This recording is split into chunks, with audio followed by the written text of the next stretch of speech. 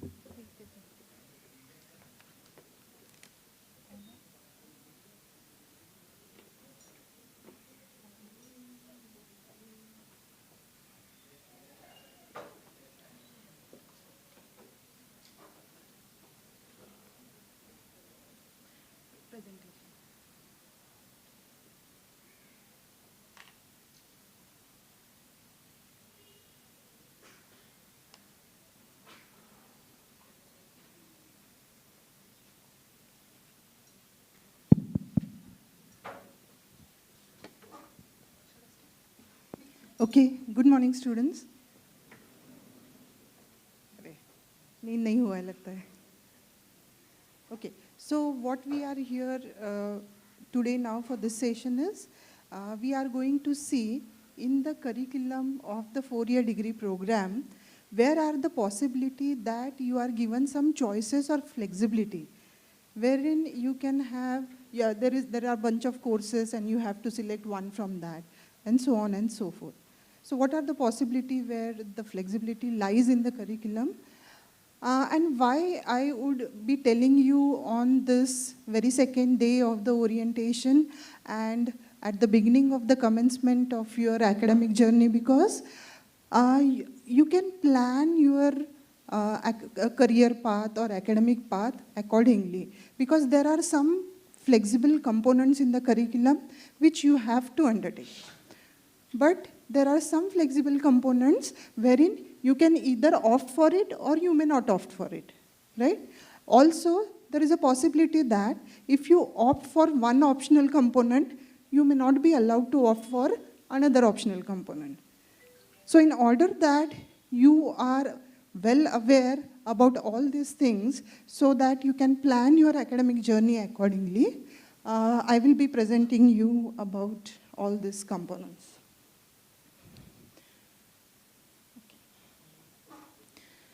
Now, before starting into the components where the flexibility lies, let us understand few things. Now, how many of you are aware about what is a program, what is a course, what are credits, and what is credit-based system? How many of you are aware of it? Okay, so what is a program? It's okay, don't answer. But at least you raise your hands, right? So basically the program is one in which you are enrolled into for the B.Tech degree. For example, B.Tech in IT is a program. M.Tech in CAD/CAM and robotics is a program. So you are enrolled into a B.Tech or M.Tech degree program. So that is what is program. Okay, the branch of your study. Then, what is a course? Course is nothing but a subject. So, till 12th, we are habitual to call them as subjects. Now, we call them as courses. That's the only difference. So, course is nothing but a subject, right? And if you go through the curriculum, maybe of first year or all 4 years, you will see that there is some credit scheme which is associated with the with every year. There is a credit scheme, there is an examination scheme. Every course you undertake is assigned some credits. It can be 2 credits, it can be 3 credits, it can be 4 credits. Once you complete all the components of that particular course at the end of the semester, you earn those credits. So, for example, there is one course, say, engineering mathematics. And there are 4 credits assigned to you, wherein 3 credits are for theory, 1 credit is for tutorial. At the end of the semester, when you go through all the assessments of that mathematics course, and you complete it successfully, you earn 4 credits. It's like a game, you play and get on, start getting the points for that, right? So, you know that this is a 4-year degree course, right? And it is divided, every year is divided into 2 semesters. So total there are 8 semesters. Each semester will comprise of 4, 5 or 6 courses, different. And they will have some credits. A typical credit of any semester comes out to be somewhere about 22. It can be more or less depending upon that semester, okay? Now, you complete the semester, you earn the credits of that semester, you move on to the next semester, you do this semester by semester, year by year, and at the end of 4 years, you complete all the credit requirements of your degree program. Jitne bhi 165, 167, whatever credits are mentioned in your curriculum, you earn them, okay? And once you earn all the credits associated with your program, you are entitled to get the degree. That's how the credit-based system works, okay? Any queries over here? Clear? Right? So now, as I said that, a semester typically consists of 4, 5, 6, or 5 or 6 courses. Some of the courses are compulsory courses which you have to undertake. Some are the courses where there is some choice. Now, what are those courses where the choice lies, or what are the other features of the curriculum where you have certain flexibility in choosing the things? That is what we are going to discuss today, okay? So this is what you can expect from the presentation.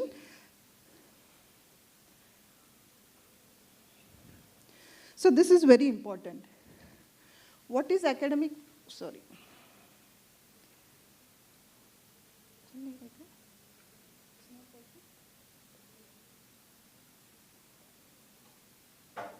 Okay. So this sentence is very important. Like, what are the objectives of having this kind of flexibility in the curriculum?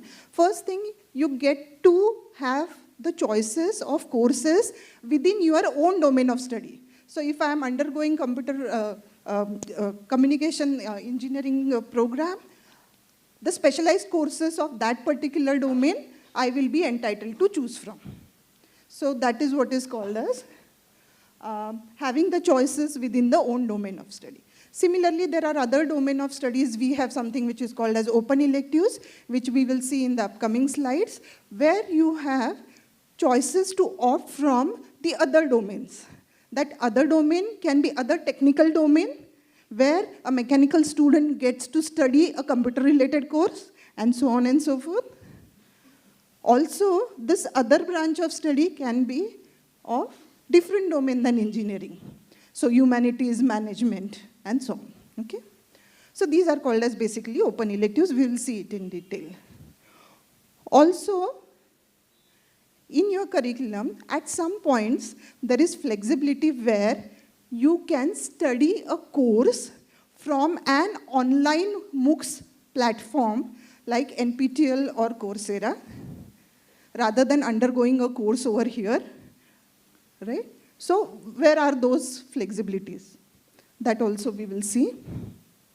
So basically, to foster the overall development of the student and to cater to the requirements of national education policy, which has come up, and prior to that also, we had all these components in our syllabus. It is that after the national education policy has come in, we are mapping our existing components with the national education policy. We are not doing anything more which we were not doing previously so as to cater to the requirements of NEP.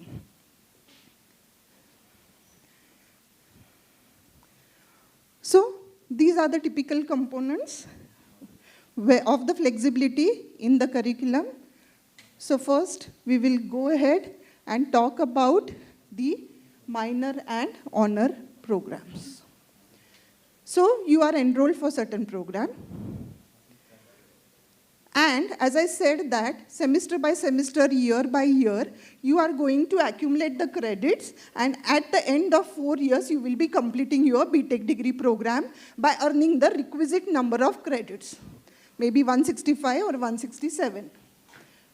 Now, is there any possibility by which a student can do certain additional courses, can earn the credits associated with those courses, and earn an additional degree? So this is a small or what you can say, a miniature degree which comes along with your B.Tech degree.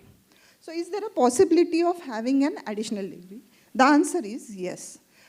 If you choose either an honors program or a minors program, which is typically 18 credits program, wherein these credits sprawl across second year to final year, you are required to undertake one additional course per semester, semester 3 onwards. And that's how by the end of mostly 7th semester, you will complete these additional credit requirements. And then when you pass out with 2 degrees. For example, B.Tech in mechanical, minor in computer, right? Or say B.Tech in computer engineering and honors in data science and analytics. So that's how every program has some associated honors degree program which they have designed, which are typically 18 credits, and there are minor programs as well. So the idea is you earn extra credits other than the B.Tech degree and you get an additional degree with no additional payment of the fees. And if you enroll for it and say you have done semester 3 course, extra course, you have done semester 4 extra course, but in 5th semester you feel that you want to get engaged into, say, different extracurricular activities, or your choice is something different. You want to go into entrepreneurship or so on and so forth. So maybe because of any reason, you feel that you are not able to cope up with this additional degree. There is an exit option without any harm. The courses which you have completed in 3rd semester and 4th semester, you will get a course completion certificate of that. But you won't be getting the minor or honor additional degree. You will just pass on with the B.Tech degree into the branch you are enrolled into. So that is how it is. So there is no harm in opting the minor and honor degree, but the key lies in choosing the appropriate honor or minor degree. You cannot choose 2 honors, 2 minors, or 1 honor and 1 minor. You have a choice of only 1 honor or 1 minor. So what is a minor program? So these are designed by the departments of the college only, and they are basically they make a pool of minor programs wherein each department contribute to the minor program. See, each minor or honor program, as I said, it is typically 18 credits. It will consist of bunch of courses which are related. So if the honors degree program is in data science and analytics, that bunch of 5-6 courses will consist of the courses related to data science and analytics, which are planned in such a manner that, say, it is starting from semester 3 with the fundamental courses in data science, and it will end up with the specializations. Okay? So those are related courses. So if I say this is minor 1, minor 2, within minor 1, there are 5, 6 courses which are related to each other. So when you take a minor or honor, it is not one course you are taking. It is a bunch of courses you are selecting as a program, additional program. Okay? So minor is basically you are studying some fundamental courses of other domain, other technical domain. Okay? Whereas honors is you are trying to deep dive into your own branch of study by studying a group of courses which are specialized courses. So that is what is honors. For you, your batch, we have designed around 26 honors. So these 26 honors will not be available for all of you. These are branch specific because those are specializations in one branch. So every program has typically 3 or 4 honors degrees. You will have to choose one from that. So not all 26 are available, but 4 to 5 will be available to you depending upon your branch of study. And there are 21 minor programs. So depending upon the eligibility, because these minor programs are contributed by all departments, it may be possible that any of the minor program is of your own domain of study. So you may not be allowed to take that. Otherwise, you are studying the same course in your regular degree and same course in your minor degree. So there is some eligibility associated with it, which will be told to you, and you are required to choose that. Okay? Also, apart from this, you have a choice to opt for minor degree programs which are offered by other colleges in the campus.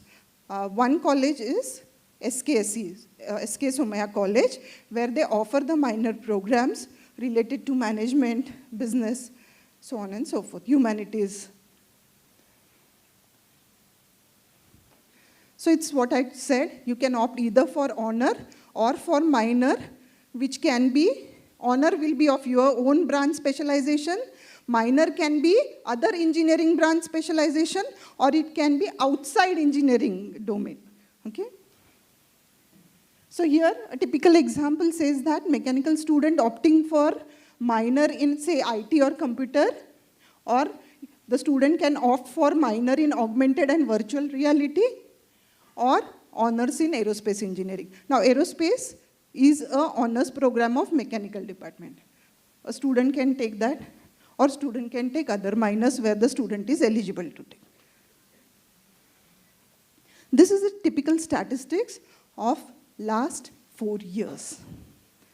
Now, this first column, this is the first batch of Somaiya Vidya Vihar, of KJ Somaiya College of Engineering, which has recently passed out, because this is a 4-year degree program. 2020, 21 admitted students have passed out recently.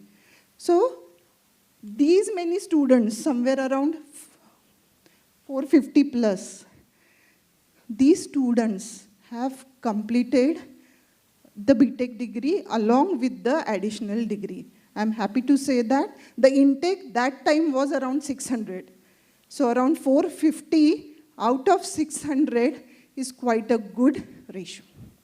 Okay? So these many students have already passed out with an additional either honor degree or minor degree. And these are the statistics for the students which are who are admitted in the subsequent years. And this is the statistics of the students who are admitted in the last year. They are currently in the second year. As I said that minor or honor courses start from third semester onwards. So these students have recently taken up the honors or minors program. So numbers are quite interesting. Out of the first batch which has passed out, there are evidences where a student who has studied in non-computer branch or IT branch is placed in the IT company because of the minor which they have chosen. So there is a lot of possibility, there are a lot of options available. You can take up interdisciplinary studies because nowadays all projects in the industry are interdisciplinary. So you need to have the domain knowledge of other branches as well so that you design the solutions for them. Coming to the elective courses. Now, what is an elective course? For example, in first year, you have something which is called as project-based learning. In project-based learning, there will be the diverse groups which will be formed, and you will have to do a small project which is in the domain of, say, robotics or environmental technology and so on and so forth, and you will complete that project. So the choice lies in selection of the project topic or problem statement which you want to undertake. So that is what, and this course, project-based learning, will sprawl across your 2 semesters of engineering. First semester 1 and semester 2. Okay? Then there are departmental electives. Departmental electives are the program-specific electives which start from 5th semester onwards. So there is 1 elective in 5th semester which you have to choose, 1 elective in 6th semester, 2 electives in 7th semester, and 2 electives in 8th semester. So what is elective? Elective is a bucket of courses which are specialized courses of your own branch of study which the department has formulated. And when you are in 5th semester, there is 1 bucket available to you corresponding to that 5th semester. You will have to pick and choose a course out of that bucket and undertake that as an elective course. So that is what is elective. So these are departmental electives which are specialized courses. Coming to another interesting set of electives which are called as open electives. Okay? As the name indicates, like the departmental electives are for the branch-specific students for that particular year. These courses are also, they are also part of the semester, but those are floated at college level. So the bucket is not formulated at department level, but at college level, and you have to pick an appropriate course out of that. Okay? So those are called as open electives. First open elective comes in the first semester, which is called as exposure course. Exposure course is basically a hobby-based course where we offer to the students the courses related to sports, arts, like sketching, painting, yoga, dancing, and so on and so forth. We have a wonderful sports complex in the campus. So around 70% of the courses are sports-related courses, different sports, and you have to complete that. Please understand here that this is a non-credit course, but completion of this course is mandatory so that you get the degree certificate at the end of 4 years, or mark sheet at the end of 4 years. There are evidences where this batch which has passed out, the student has not completed the exposure course and completed all other credit requirements, but the mark sheet of the student was held because the student has not completed the exposure course. So do not ignore this. Wherever you have even the non-credit courses, but they are the part of your curriculum, you are supposed to complete it. Do not land into problems afterwards, because after the 8th semester, either you will be going to MS, or you will be placed, or you will be with your own startup or something. So you do not want to delay your results. Okay? The results will be out, but you won't get any mark sheet for that unless you complete all the requirements. So please mark this. So that was about the exposure course. Second is open elective generic. Now this we have introduced for the first time for your batch. The batch which is actually admitted in the last year where the curriculum revision has taken place, which is called as open elective generic, where the courses are related to literature, humanities, and social sciences.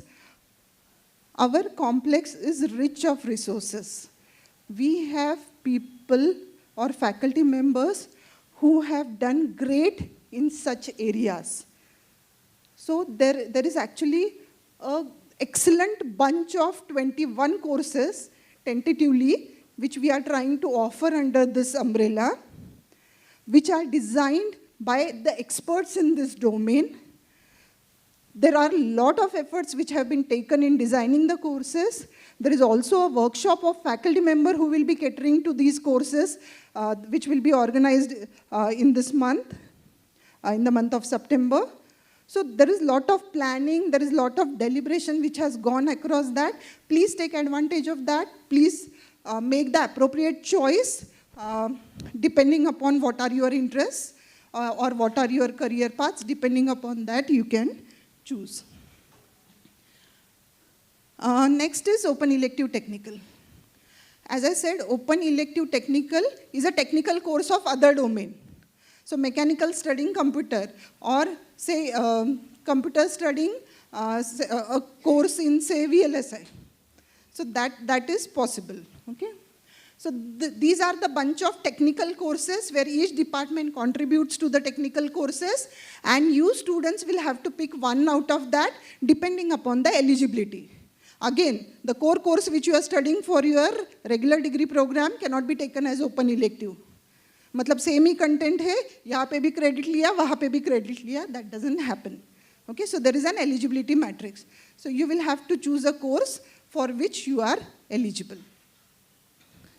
And in this category, we also have a wonderful option wherein a college will make a provision for a certain number of courses where this college, the faculty members are basically floating those courses of our own college. But apart from that, if you wish to study any other course, you are free to do that by choosing it from the MOOCs platform like NPTEL and Coursera. College has procured 1,500 licenses of the Coursera for this facility. So once you decide to opt for this course, you are given a choice. You will give the choice of courses which you want to study under that. The choice will be evaluated by the department. If it is appropriate, then it will be approved. You will be given the license of Coursera. You enroll onto the Coursera, and during the semester, whenever you feel, you can enroll for the course and complete it, and submit the certificate in time before the semester gets over. So that is another facility which we have. Open electives, humanities and management. This will again come in 5th and 6th semester. Some students will study humanities course related. Now here what we are trying to offer in humanities is different languages, foreign languages or Indian languages. So you can take from it. You can also have an Coursera or NPTEL option over there. You can choose and you can complete that. So few of the students will do, half of the students will do humanities in 5th semester, and they will do management related course in 6th semester, and vice versa. Okay? So every student will undergo one humanity or one management related course in the 3rd year, where again the option of online MOOCs course is there. So this is a typical matrix of the open electives, the open electives which are offered in different years, starting from the semester. So there is one exposure course in 1st year, but it is not termed as open elective, so I have not mentioned, but it is a bunch of courses which are floated at institute level, and you have to choose which is a hobby-based course, and it's a non-credit course. So here, so 1st and 2nd semester, you will have that exposure course, and 4th semester onwards, you will have open elective generic, 5th and 6th, open electives humanities and management, 7th, you will have open electives technical. And similarly for M.Tech also, we have the open elective technical in semester 3, which is necessarily an online course, which the students have to take, and then that basically comes in the semester 3. Semester 1 and 2 for M.Tech will comprises of mostly the elective courses. Okay, so there will be more number of elective courses in semester 1 and 2 for the M.Tech students. Coming to internships, there are two components of internships. One is the compulsory internship which every student has to undergo in the course of 4-year degree program. You can start in the vacations or you can do it part-time. You can do it in industry. You can work with faculty member who has floated the internship. So there are various ways in which you can complete this internship component. So 10 weeks of internship is mandatory for you to complete in the course of 4-year degree program. Out of this 10 weeks, we have kept flexibility that maximum 4 weeks can be in a socially relevant domain where you are working for, say, some NGO or something of that kind. So maximum 4 weeks can be socially relevant internship. Minimum 6 weeks have to be technically relevant internship in the domain of your study. So this you have to complete in the 4-year degree program. Do not keep this component for the end. Start doing it at least from the 2nd year onwards, so that at the end you are not burdened, where you are required to give GRE, where you are required to undergo the placements, so on and so forth. So, shuru se hi, you have to plan and be in that, so that at the end it will not pile you up with the overloads. For M.Tech, there is a 12 weeks of compulsory internship. This is necessarily to be done in the industry. Mainly the philosophy of M.Tech is research and research-oriented projects, but we have kept internship also for the M.Tech, so that the job prospects of the M.Tech students are increased. There is a possibility of those students getting placed into the industry where they have done the internship is more. The other component of internship is optional. So, it is possible that in the 7th semester or 8th semester, you undertake a semester-long internship, where you will not be, coming daily for reporting to the college. You will be there in the industry, spending the entire semester, whatever is the duration of your semester-long internship. Minimum required is 14 weeks. Okay? But the companies offer the internship as 3 months or 6 months. So normally students take up a 6 months, because 3 months will not suffice 14 weeks. Okay? So 6 months internship the students take up. Minimum required is 14 weeks. And this is necessarily an industry-based internship. Again, there are 2 categories. The companies come to college and they interview and take the students. That is first category. Second category is you with your contacts can also get the internship and get it approved from the college. Okay? So that is another set. In this semester, you also have to do, when you are not in the college in 7th semester or 8th semester for semester-long internship, you also have to do the online course. And there are evaluations of internship which will happen at college level, one in the mid-semester and one at the end semester. So you will have to be reporting to your mentor in the college, briefing about what is the progress of your internship, and you will also come for evaluation. But otherwise, daily reporting is not required.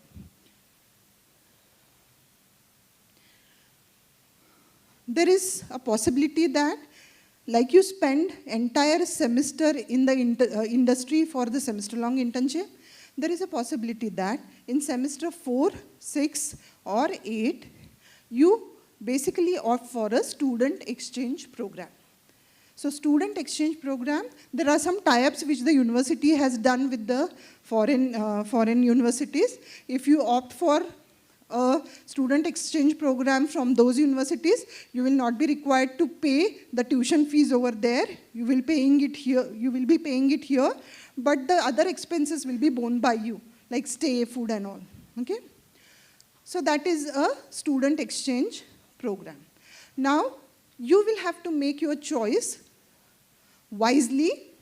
Suppose this semester-long internship and the student exchange program, both you cannot take. You will have to choose either of them. बाद में ऐसे होगा कि semester 4 में आप student exchange के लिए गए और सेमेस्टर 7 में आने के बाद लगा क्यों लिया, मुझे तो सेमेस्टर लॉन्ग इंटर्नशिप करना था. So you should not land up in that problem. पहले से ही डिसाइड करो एंड उसके accordingly you move along the path. Okay. So the idea is you cannot be out of the college for more than 6 months in the duration of 4-year degree program. So either you can opt for semester-long internship or student exchange program. Projects, yes, there are mini projects wherever there are lab courses. Okay, laboratory-based courses, like there is no theory and the entire course happens in lab. There are mini projects also. Or there can be mini projects in other lab components also. So mini projects are there across second year, third year. But the main thing is the major project which you will be taking up from the 6th semester. So 6th semester project 1, 7th semester project 2, 8th semester project 3. If a student goes for semester long internship, 1 semester the student will spend in the industry. Remaining 2 semesters the student has to cater to the project work. If the student doesn't want to take semester long internship, that's fine. If the student doesn't want to take the student exchange program, that is also fine. So you will be undergoing the curriculum which is defined for your program in the college. And you will complete all the project requirements for these 3 semesters. Okay, and along with the other courses. So it's not that you will have to grab each and everything out of what is coming. It is not practically possible. Depending upon your strengths, your choices, your career aspirations, you basically plan accordingly and choose wisely, because you do not want to stuck only into academics. You want to do other co-curricular, extracurricular things also, which actually count for your overall development. And that is what the companies also look into, how overall you are groomed, right?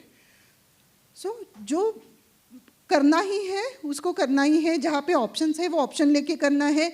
जहाँ पे options नहीं है, you will have to undergo it. But wherever there is a choice of opting for a facility or not, or a feature or not, there you can make a choice, okay? And make it wisely.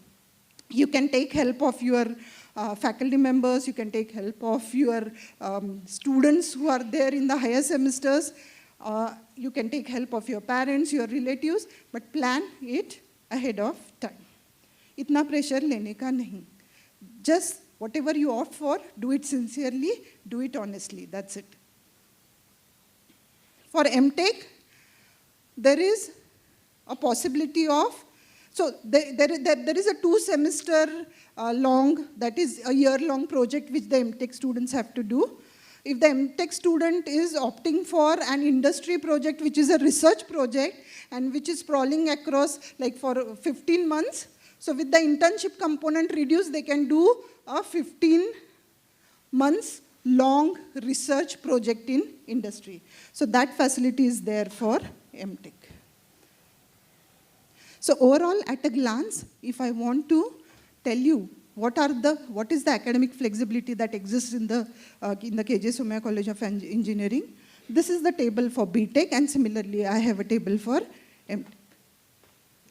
Okay? So just have a glance. We have discussed all these components.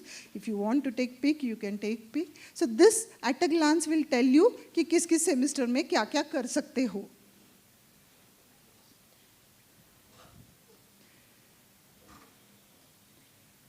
Done?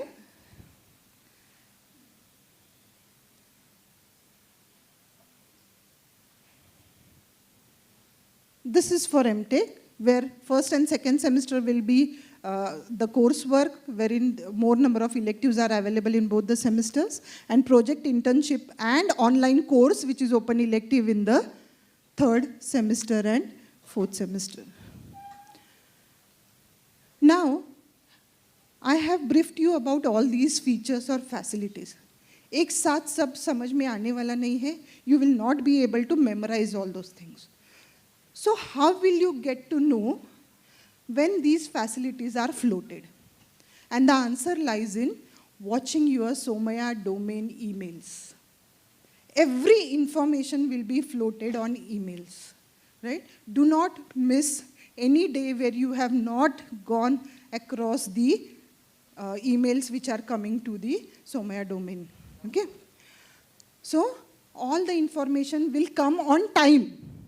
Like third semester से मुझे honour और minor choose करना है तो उसका orientation the orientation is given in the second semester at the end a detailed orientation will be given to you, the detailed mails will be floated to you, the choice forms will be made available to you, there will be a time given for you to decide which options you are going to select, and then there is an allotment which is happening, and that allotment comes back to you.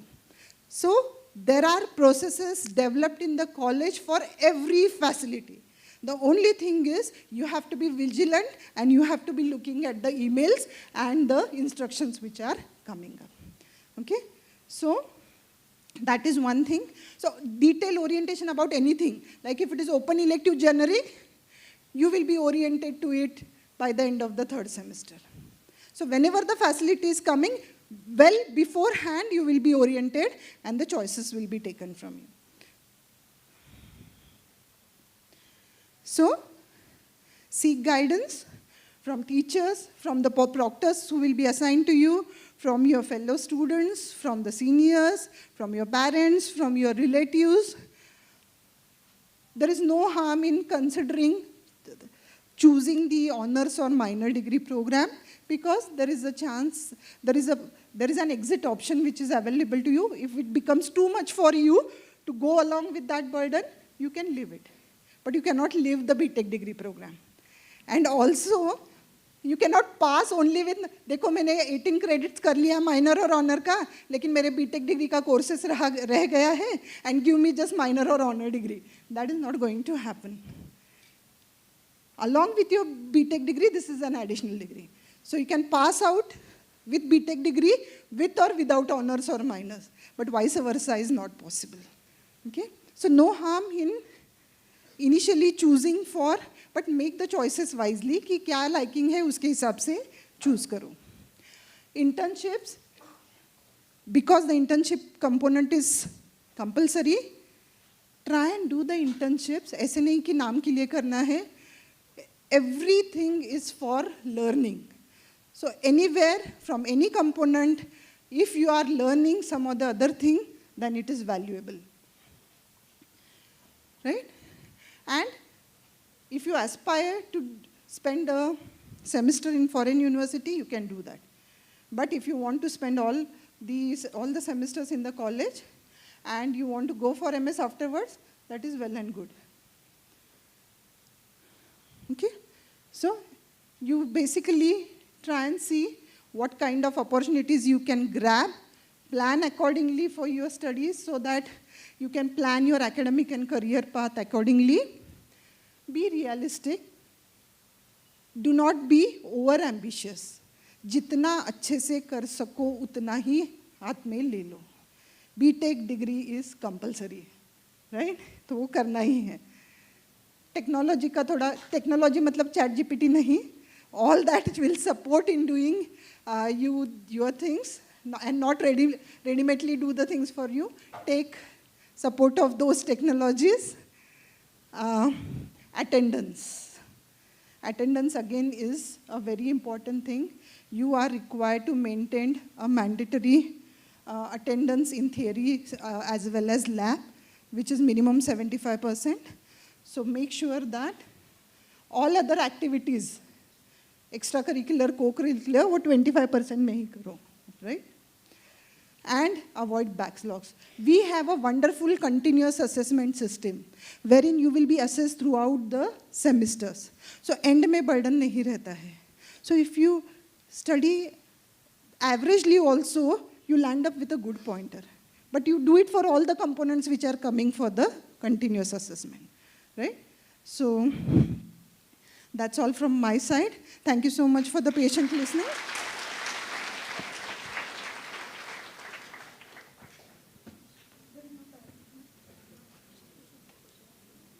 Is there any specific typical question? There are opportunities where you can meet me, or see, for every facility there are coordinators. Minor honor department का coordinator रहता है, college level का coordinator रहता है. Open electives department का coordinator रहता है, overall college level का रहता है. So there are enough places where you can interact and get help from the people. But some basic questions, if you have right now, those can be addressed over here. Yeah.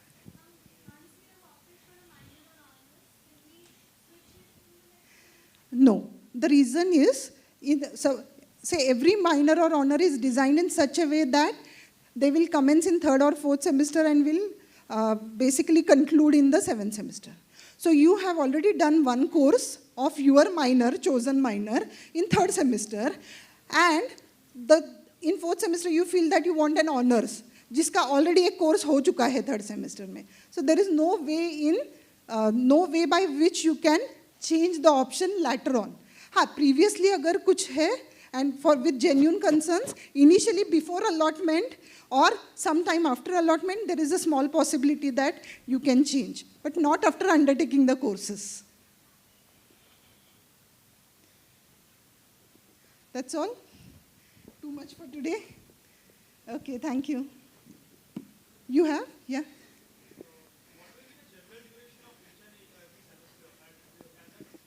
Sorry? There is an academic calendar which is planned ahead of time and which is uploaded on website. So you can go to website, about section, download documents. In download documents there is academics. Academics में academic calendar है. So year, how it is planned, when the semester will commence, when the semester will conclude, when will be your in-semester examinations, that is mid-semester examinations, when will be your end-semester examinations. So all those things are, and when will be the extracurricular activities, major activities which are planned. So all the details you will be getting over there.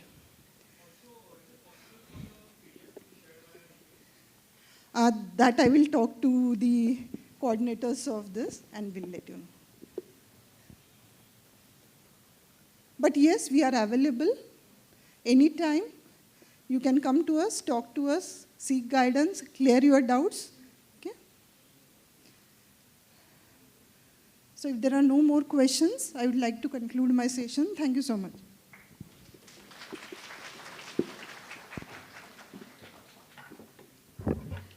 Thank you, Sonali ma'am, for the detailed presentation on academic flexibility at our college. For the next session, we have with us Dr. Ramakrishnan Kalpati Sundaram, the Deputy Registrar of Academics, Somaya Vidya Vihar University. Sir will talk about NSS and ABC.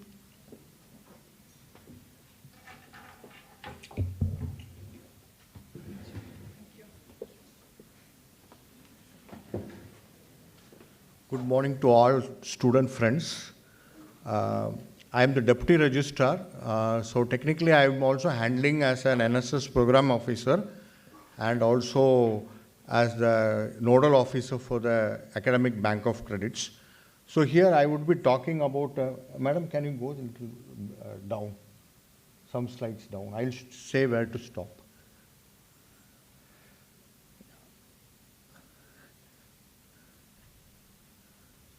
और थोड़ा नीचे.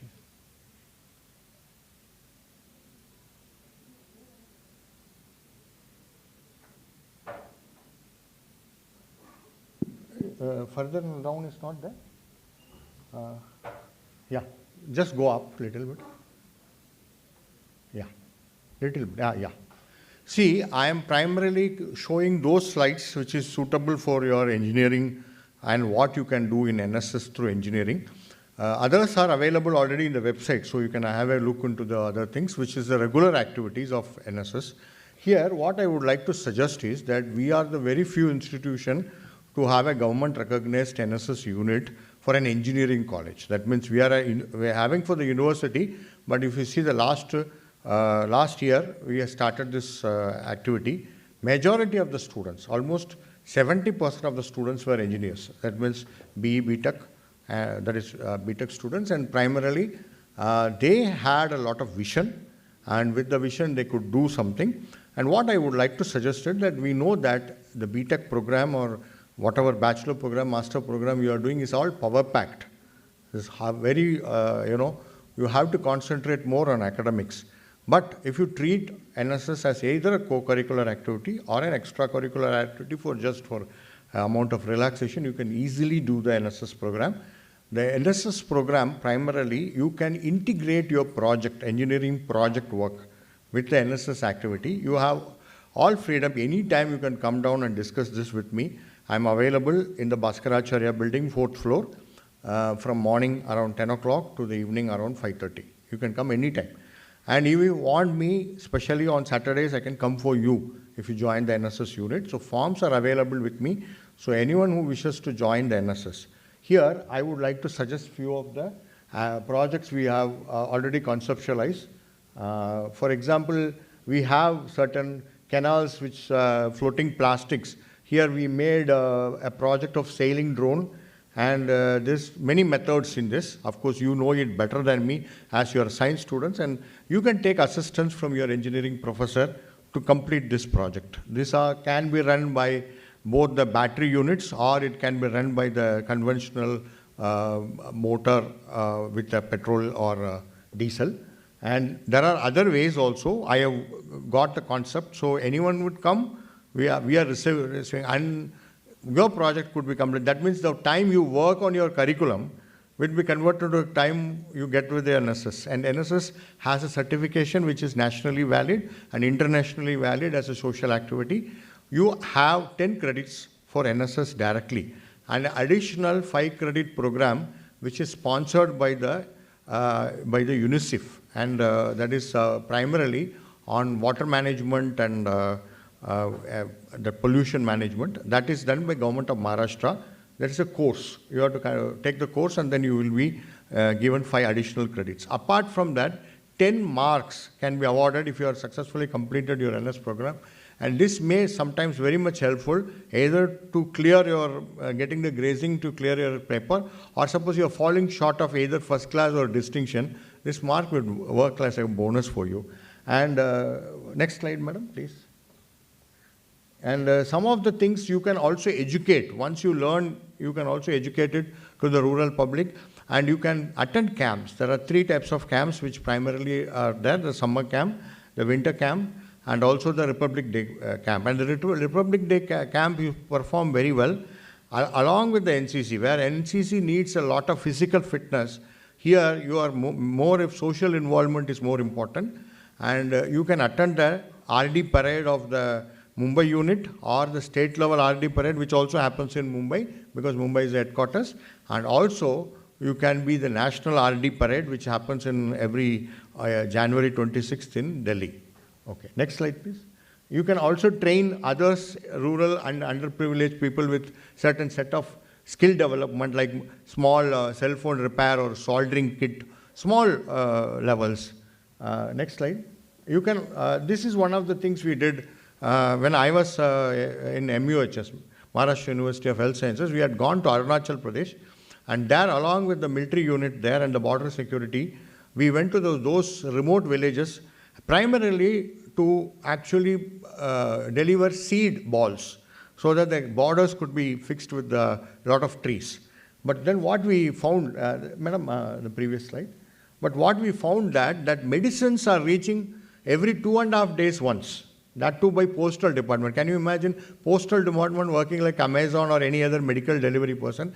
The postman needs to walk nearly 6 hours to reach the village. He takes rest in the local post office, and next day again he freshens up and leaves back. And this entire place is only walkable and manned heavily by the border security force and the military.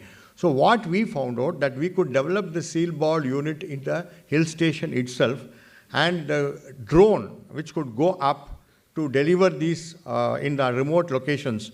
That drone could carry the medical kit, the regular insulin or regular medications, whatever the people order. It will all be tied by the local postmaster, and it will go up along with the other post, and then somebody will receive it in the receiving station, remove everything, and when the it is charged and then sent back. When it is sent back, it is carrying the seed balls. and that it is delivering in those places where human being cannot go directly unless they are great trekkers. So thereby we could do a social service along with our regular planning of planting trees. So that was one thing I would like to give. This is a last mile connectivity, and now medicines could reach in 2 hours the time. And sometimes in Mumbai city you don't get it in 2 hours. The delivery person is on his way and it's stuck by traffic jam. Okay, next slide please. Next slide. You could mechanize tree planting. You don't need big devices. Small play trucks could be converted to automated tree planting devices. Next slide. Yeah. You could also mechanize techniques, and you can be one of the consultant for the even people like BMC in tree replantation. Now a lot of trees are either cut off. Our tree plantation is a very big industry. The starting salary for that, for an engineer, most of the time an engineer is civil engineer or any other engineer is taken mechanical engineer. The starting salary is 25 lakh rupees per annum. Okay, and that is a government job. So that could be done as a project, as a conceptualization, and then later we can work it out on the real system. Next. Okay, this is a branch which was converted into a tree. So this was done in R.A. Mill colony here in Mumbai. So every branch which is pruned before the rainy season could be converted to an alternate tree by certain biotechnology methods which we could easily adopt. Okay, next slide. Okay, thank you. And I wish to, if anyone is having any doubt regarding the NSS, you can ask now also if you have some time. Otherwise, you can always approach me. I am available in your in the B building, that is Bhaskaracharya building. A building and B building of engineering college. B building is Bhaskaracharya building. And I wish to inform you one more thing. The second half today, in the second half, I will be doing presentation about the ABC. Am I correct, madam? Right now also I can do it. See, right now the ABC, Academic Bank of Credit, is going to be converted as an automated permanent academic record. That means all your certificates henceforth will not be original, but they will be real. That is, original means true copy. That means now you have a Aadhaar card, you lose your Aadhaar card, you don't go back to the Aadhaar authority to issue a fresh card. You have to just download an OTP and fix it, and then you can print it out in the neighboring Xerox shop. So the same thing is going to happen for all the certificates issued by Government of India and state governments of India. All the certificates will be in your DigiLocker. So everybody, whoever not created the DigiLocker ID can create it, and there you get to download your ABC or APAR card. Majority of you, I have created the ID already. I have done that. You have to just download the ID card and you can see your 12-digit number there. And when you're coming for certificate verification, I am going to get it signed. And some of you, the problems are there. Some of you are very hyper intelligent that you are given only 4 of your 12-digit Aadhaar number. Actually, your Aadhaar number could be shared. Only the Aadhaar card copies should not be given unless you have used the masked Aadhaar card, which will have only 4 digits. But giving number, nobody can misuse, because unless they have your OTP, they can't do anything with your Aadhaar number. Second thing, so those numbers, so few of you, the ABC ID could not be created, APAR ID could not be created because I've got only 4 digits. And some people by mistake either have given 13-digit Aadhaar number is always 12-digit, and some people have given it 11-digit, so I could not create. And some of you, there is a name mismatch, because in Maharashtra, sometimes the name starts with surname, but your Aadhaar name may not start with the surname. So as per that, all the certificates will carry your Aadhaar name only. Okay, and that could be, henceforth that would be fixed majorly in the school level itself, but I wish to inform you. And this could be used in your ABC, Academic Bank of Credit, to exchange credit and use free credits to get certified. So all those things could be done. Even transfer of credit from one institution to others, exchange of credit could be done. Verification of your certificates becomes very easy, and many of the time in interviews you don't need to carry all your originals. There's nothing called originals. Even if you lose it, you can print it out. But otherwise, a simple black and white copy is also treated to be equal to original. Okay. So you have any doubt regarding ABC also or NSS also, you can ask now or later also. Yes, please. So you said that time we spend in NSS can be converted Yeah, to whatever yes. primary. Yes, it's 140 hours per year. So totally 140 plus 140 hours. In 140 hours, few of them are just meetings. So the meetings could either be done by Zoom or by, because I'm using technology for engineering students, could be done by WhatsApp because it's a theoretical exercise. What do you mean by converted to primary? We give you attendance Okay, for you give that. attendance. The attendance register, you are eligible to sign if you are admitted attendance the meeting. But your engineering project working time is also treated as an NSS time because you are working for the project. Only thing you have to do is after you finish your project, you have to show one demonstration of whatever you have done, and that demonstration should be as some social cost. So that is the thing. So you don't need to 140 plus 140 is 280 hours. That means approximately 2.5 hours per week. It may be precious for you. So we will use half an hour for meetings and 2 hours you can show your engineering project time. And you can do anything which will help the society. That's what I would like to say. Any other doubt? Yes? So for the NSS Yeah. program enrollment, Yeah. will it begin only after the second year or? No, you can do it in the first year itself because in the first year you will be studying more science, basic sciences. You will have little more time. As time goes on, second, third, fourth year, you will be tied up with more projects, more of your academic activities. You can complete the NSS by that time. And then you can continue as an NSS alumni, you can continue to contribute, but there is no fixation of hours. Suppose you say, sir, I'm not coming for the next 4 months, I'm busy with my exam. Okay. So you already completed your NSS. Also the NSS program is working all over India? Yes, it is treated equivalent to NCC. But NCC you need uniform, you need to do march past, you have to be fully physically fit. This is not that like that. Yeah, in NCC when you are doing the activity, you are not even allowed to use your mobile phone. On the contrary, I will ask you to use the mobile phone and do some social activity. That is the difference. You can use Instagram whatever you have done, you can show that in the video. You get popularity, the university also gets some amount of popularity because of our school. You can use whatever social media for that. That is the difference between NSS and NSS. Yes, sir. Yes, you have to fill a form. You come to my office, it's there available in the computer. Master Academic in the library block. I give you the form, you fill it up. Then online one thing you have to fill up to create your own profile. Along with all these things, NSS also offers you internships. That also you can attend. And some of the internships are online internships. That means you can work from a remote location. Yeah. Also training sessions will be provided for the project or we usually provide the project list and we have to go? You are not audible, can you be little loud? The project list you will provide. After that, you will You can come and see for yourself. It's all experiential learning style, right? And projects, whatever your project is doing, you see a social angle in it. Okay, suppose what is feasible project, your teacher will tell you. But in that, what can be done in social angle, little bit you think, and then you can convert it. So you do your curricular activity and do it in an excellent way, and this can be an additional model. Okay. Anything else, anyone? Any other doubt? Yeah, please don't hesitate. You can ask, please. So, I thought you were asking a doubt. You know, when we are asking you have any doubt, that is the time we want to raise our hand for little stretching out. Because many of the time it is confused as they are asking any doubt. Okay. So you can do certain amount of unconventional things also. You are an engineer, you can do a medical camp, which normally you don't do it. So that would be just 4 or 5 hours you spend in a 6 months time.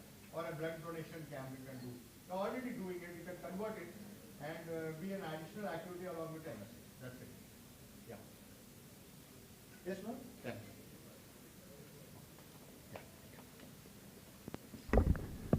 Thank you, Ramakrishnan sir, for such a picturesque and interactive session. Up next in a line, we have a presentation by Dr. Suren Patwardhan, Head of the Department of Science and Humanities.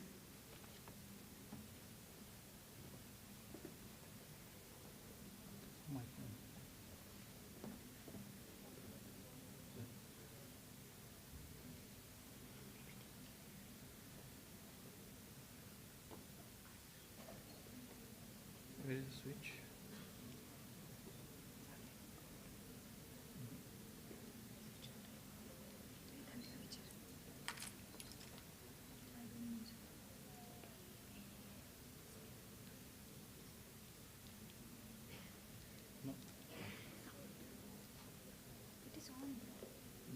Hello.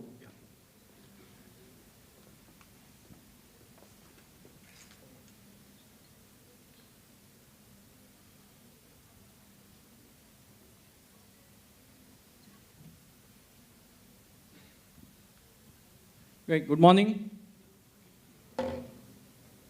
So everybody woke up early in the morning for the session, right? So your patience will be really tested. So for 4 hours you have to sit at one place. Okay. So just let us have some energy. After me, all of you just raise your hand and say good morning. Okay, loudly. Okay, say good morning. Raise your hand. Loud, loud. Good morning. Louder. Good morning. आवाज बाहर जाना चाहिए. Somebody should come running. What has happened in the auditorium? Loud एकदम. Good morning. Come on. That's it. Okay. Thank you. So let us start. So a lot of things will be told to you in this orientation. What different options are there in future. Okay. I'm going to focus on what you need to do now. Okay, in your first year, because I am myself Dr. Suren Patwardhan, and I will be your kind of a HOD as long as you are in the first year, irrespective of your branch. Okay. So let me introduce the department. So our department is basically known as the Basic Sciences and Humanities Department. And then this will serve as a single point of contact, okay, as long as you are in the first year. So you don't have to run to 10 different places. All of the activities first year academics will be handled or coordinated by our department. Okay, so let it be, say, the roll call allotment. So this will happen just by this weekend. So all of you will get your roll call division timetable by this weekend. It can be your participation in the extracurricular or the sports activities or competition outside. So all the applications should be routed through the Science and Humanities department. Okay. So, so this department will serve as a coordinating platform as long as you are in the first year. So also your medical leaves should be submitted to the attendance team or attendance committee of this department. Your absence from the labs, tutorials, so that will be controlled by the examination committee of our department, and so on. So these are my details, contact details. My office is just opposite to this auditorium in room number 15. You can come anytime. This is our number. And this is our group.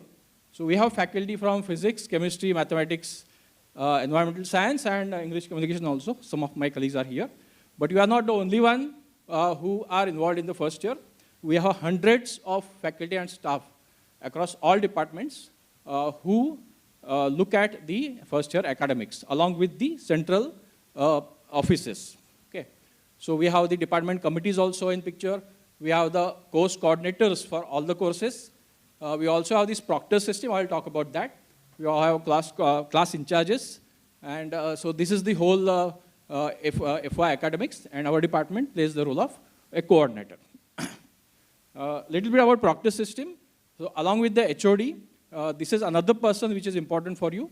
So the proctor will be a faculty from either your own department or the other department, and the proctor will be there with you for 4 years.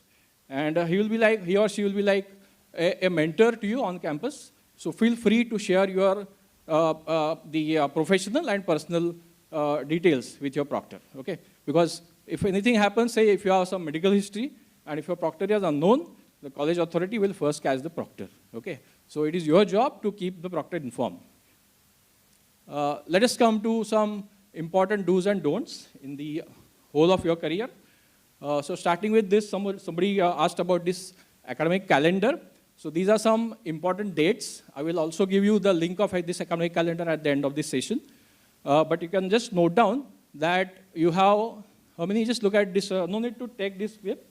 I'm going to share you a QR code where you can go to this entire academic calendar, okay? So you can download it from it, okay, for your reference. So just look at this, the important dates, the end sem examination, for example, it's here. So how many months you have? How many months you have? 4, okay? So in 4 months, you have a complete paradigm shift from your conventional education to a professional education with all new 10 different courses you have to learn, and not only learn, you have to clear it, okay? So the time is short, so now don't waste any time, okay? Don't plan any outing, okay? In these 4 years, you have to spend in college. If you want to have any plan of going for some picnic outside, plan it after the examination. Okay, in December you have a Christmas break, so in that you can plan. Okay, but don't remain absent in the semester because it's going to be a pace-packed schedule, and if you lose, say, 1 week if you are absent, then you are miles behind, okay, the others. College timings, okay, worried? Everyone worried? 7 to 6, okay. But it's not every day you have to come at 7 o'clock, you have hardly 1 or 2 days. That too depends on some batches, okay, not for all. But out of this, say 9, 10, 12 hours, about 5 to 6 hours are the actual lectures. Okay, actual lectures are practicals. The classes will be for 5 to 6 hours per day.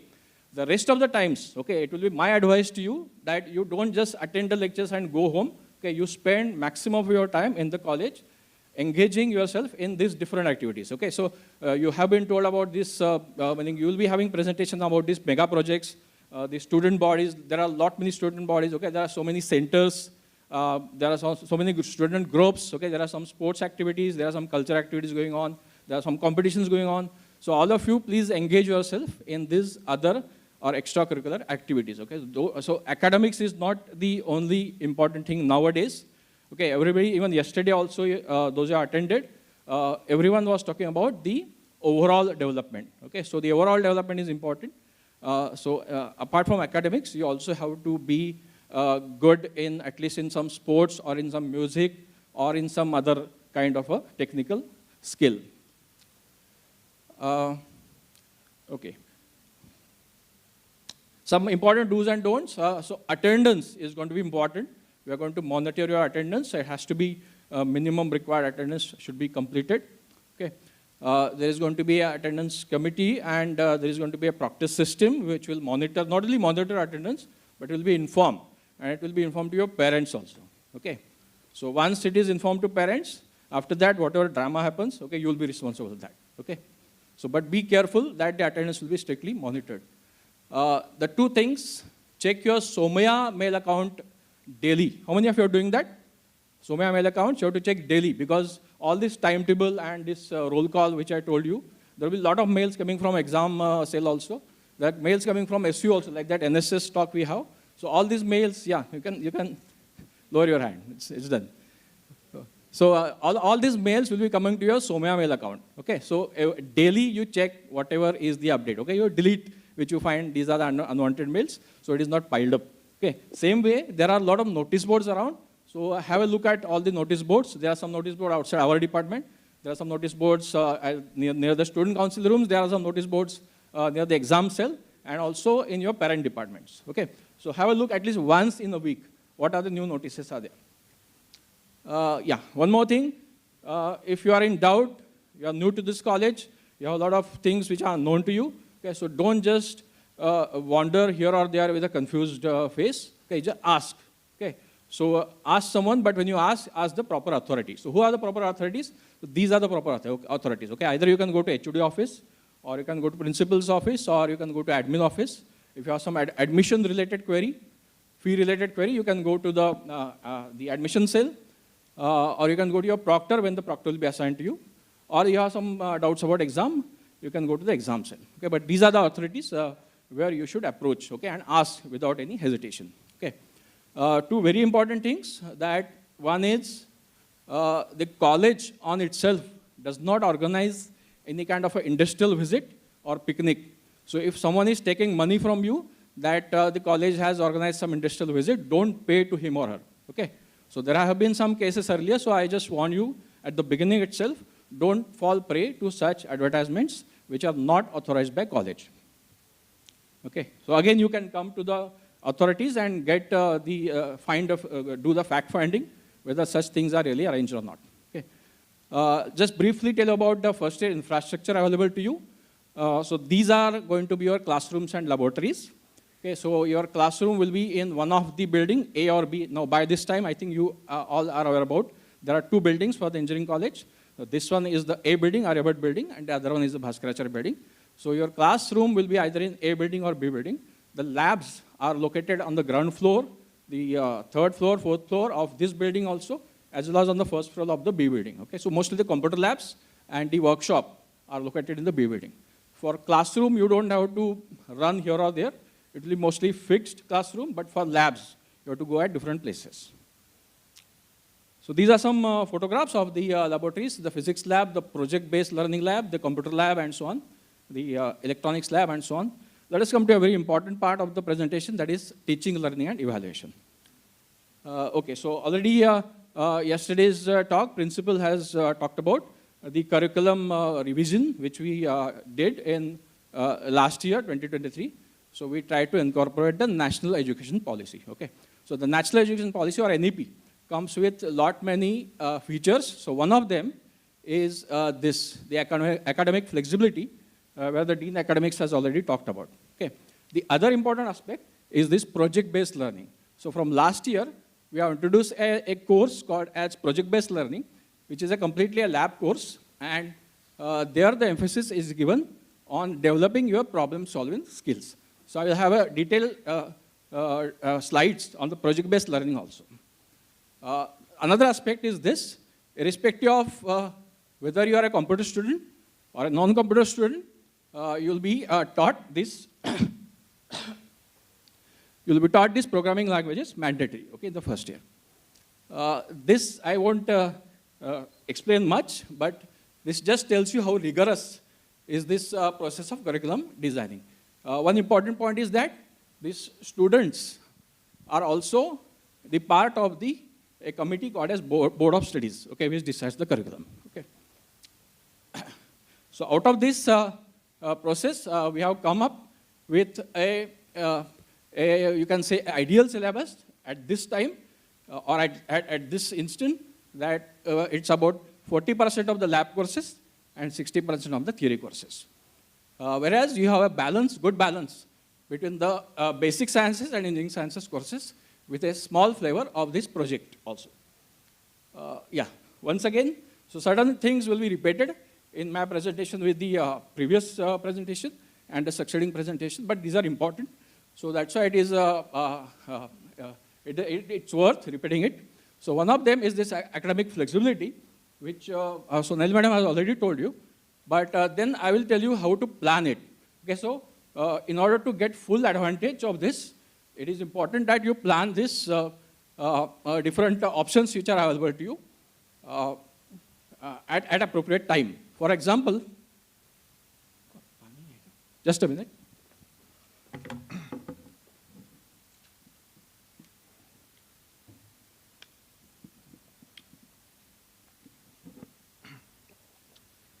So for example, the exposure courses, which are like a kind of a hobby courses, so you try to complete it in the first year itself. Because if you keep it hanging, then your second year, you have few more things coming up, like minor and aura, which are very important for placements. So that will get affected. And then you may have some courses of the minor and aura remaining. So that will affect your third year, where the open electives are coming up. Okay, so it will get piled up. So complete as and when that thing is required to be done. Okay, so first year, although you have a lot of ambitions, that I will take this minor, I will take that minor, and so on, or I will take this honor, or so on. In first year, my advice will be, at least in first semester, you focus on clearing all the subjects. Okay, so that's a reality. It becomes difficult. You ask your seniors also present here. Okay, the first semester is the toughest. Okay, and isn't it? Yeah, she agrees. So in first semester, my advice will be to just focus on clearing all subjects with good grade. Okay, anything above 8 and anything 8 and above, okay, will be considered as a good for placements. Okay, and you'll soon find that it is not going to be simple unless you have a continuous study. Okay, if you decide that I will learn, or I will prepare everything at the end of the semester, that's not going to help. Okay. Yeah, so two important tips here. One is, I already told you that complete the exposure courses in the first year itself. Okay, don't keep anything hanging. Also, complete your PBL project in the first year as well. Don't extend it in the summer break. Then you have the Dean Academics told about this the internships. So there are 10 weeks of mandatory internship which you have to do. So this is a kind of a compulsory internship. Now this has to be spread all over the 4 years. but preferably you have to do it in the semester breaks, okay? And then it is advisable that you complete all the 10 weeks by the time you reach your final year, okay? Why? Because in final year, you have an option called as a semester-long internship, okay? You will be spending your entire time in an industry, okay? So if you want to get that time, then all your mandatory internships should be completed by the time you complete your third year, fine? So you can do it in the semester breaks. So typically we have about 8 weeks of semester break. After first semester, you don't get much break, but from second semester onwards, you'll get at least, say, 7 to 8 weeks of semester break. And then out of that, say, 3-4 weeks, you can go to Jammu and Kashmir or somewhere, okay? But remaining 3 or 4 weeks, okay, you spend on internship, okay? So don't waste that time. Yeah, so a brief idea about this. We have, our faculty use a lot of ICT tools. LMS is going to be the tool which will be used extensively by many faculty, mainly for conducting quizzes, tutorials, IAs, and so on. Okay, so there may be some separate session on use of this LMS and your enrollment also. Same way, we also have, your enrollment will be done in MS Teams, and that will be used for the conducting the remedial lectures or online classes. Okay. One important feature which Dean Infrastructure will tell you is about, in some of the classrooms, there is a lecture capturing facility available. So where whenever you take lectures, along with the board and the PPT and the presenter, the lectures will get recorded. The advantage is that we share these lectures to you, and at the time of exam, you can just go through this lecture once again, as if you are attending the lecture one more time. Okay. In addition to that, we are also creating this course creation facility. So like, for example, physics wala, everybody knows it? Yeah? Yeah, you have seen the videos. So our faculty are going to create some videos of their topic, and these topics will be available online, okay, for the general reference, okay? So like something, you can call it KJSC wala. In laboratories, there are some, most of the subjects, the experiments, they're composed of hands-on experiments and virtual lab experiments. So out of that, the virtual lab experiments are coordinated by IIT Bombay Nodal Center. Okay, so we'll be introduced to that at some point of time. Okay, in addition to this regular academics, there will be some guest lectures. There will be some STTPs. There will be some conference also you can attend, which are important to you. May not be in the first year, but in the higher semesters. Okay, there will be some, there are many faculty who have got some projects, funded projects, and they offer some in-house internship. So some of your internship credits you can actually complete by doing a project with some faculty. So a lot of options are there. Now coming to important courses in your first year. So there are different types of courses. Some are just theory courses. Some are only laboratory courses. Some are project courses like this, the PBL and so on. And each course has its own style of assessment. Okay, for example, the theory course mainly has a component called as IAC, that is in-semester examination, and EAC, that is end-semester examination, whereas a laboratory course may have an assessment which is distributed between experiments or the journal, then the quizzes or the on-screen test, and so on. A project course, for example, can have an assessment comprising of a progress report, a demonstration of the project, and so on, and a Viva, and so on. So you have a variety of courses. This is one thing where everybody will have a question, C group and P group. So what are these C and P groups? So basically, you will be either placed in C group or P group. So your division will be either C1, C2, C3, etc., or it will be P1, P2, and P3, etc. Okay, now what is this? So this just refers to the set of courses which are offered to you in semester 1 or in semester 2. Okay, for example, if you are assigned a division which is of the C group, like C1, C2, C3, etc., then in your first semester, you'll have these courses, okay, engineering chemistry, basic electricity, and so on, the B.Tech and so on, and then engineering drawing and so on. Some courses which are there, which are common to all, okay, to both the groups. Okay. In second semester, what will happen? So at the same time, in first semester, the P group students, okay, will have these courses, okay, the physics, mechanics, and communication skills, whereas the common courses will be there for P group also. Okay. In second semester, what will happen? In second semester, these common courses will continue, okay? And then these two sets will be swapped. Okay, so this is the pattern for your semester 2. Okay, so in semester 2, the applied mathematics has continued. The program has continued. The only thing is that the Python will be replaced by C programming language. The project-based learning will continue. The workshop will continue. The exposure course will also continue. Okay, whereas the two sets will be swapped in the second semester. Okay, so at the end, everybody is going to learn everything. But the only thing is that C group students will have some courses common with P group, and some courses for C group, which are there in first semester, will be there in the second semester for the P group, okay, and vice versa. Okay, I hope you understand this. If you have doubt, we have a help desk set up at 015, room number 15. Okay, so there are some senior students which will be helping you out in everything, all these academic queries. I will talk a little bit about these exposure courses. So this is a mandatory course. There are no credits to it. But as I said, it is a part of the academic flexibility, and everybody has to complete it. So the exposure course is a kind of a hobby course, and the sports are also included in this. So this is just a list of the exposure courses which were offered in the past. Okay. And since the campus houses a lot of sports centers, we also offer different types of sports to students as per their liking. Okay. In fact, some sports are missing here. Okay, so you have football available, you have a badminton available. What is this? Any guess? Ye kya hai? That's a squash court also we have, okay, in our campus. Okay. The cricket is also there, athletics is there, swimming pool is also coming up. Okay. So these exposure courses will be offered a little late. So we'll get a link to give your choices. You have to give preferences, either in one of those hobby courses which I have listed there above, or the sports. Okay, you won't get both. Okay, either you get those hobby courses or one of the sports. Okay.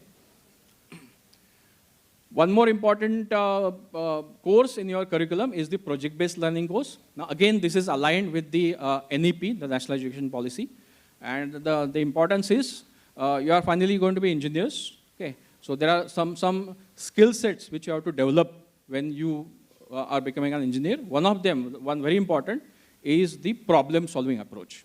Okay, and what happens is that typically in any engineering curriculum, if you compare, then the projects are introduced in the third year or in the final year. So by the time you reach your final year or third year, the entire enthusiasm of learning the basics is gone. Okay, so that is the reason why we want to introduce it in the first year itself.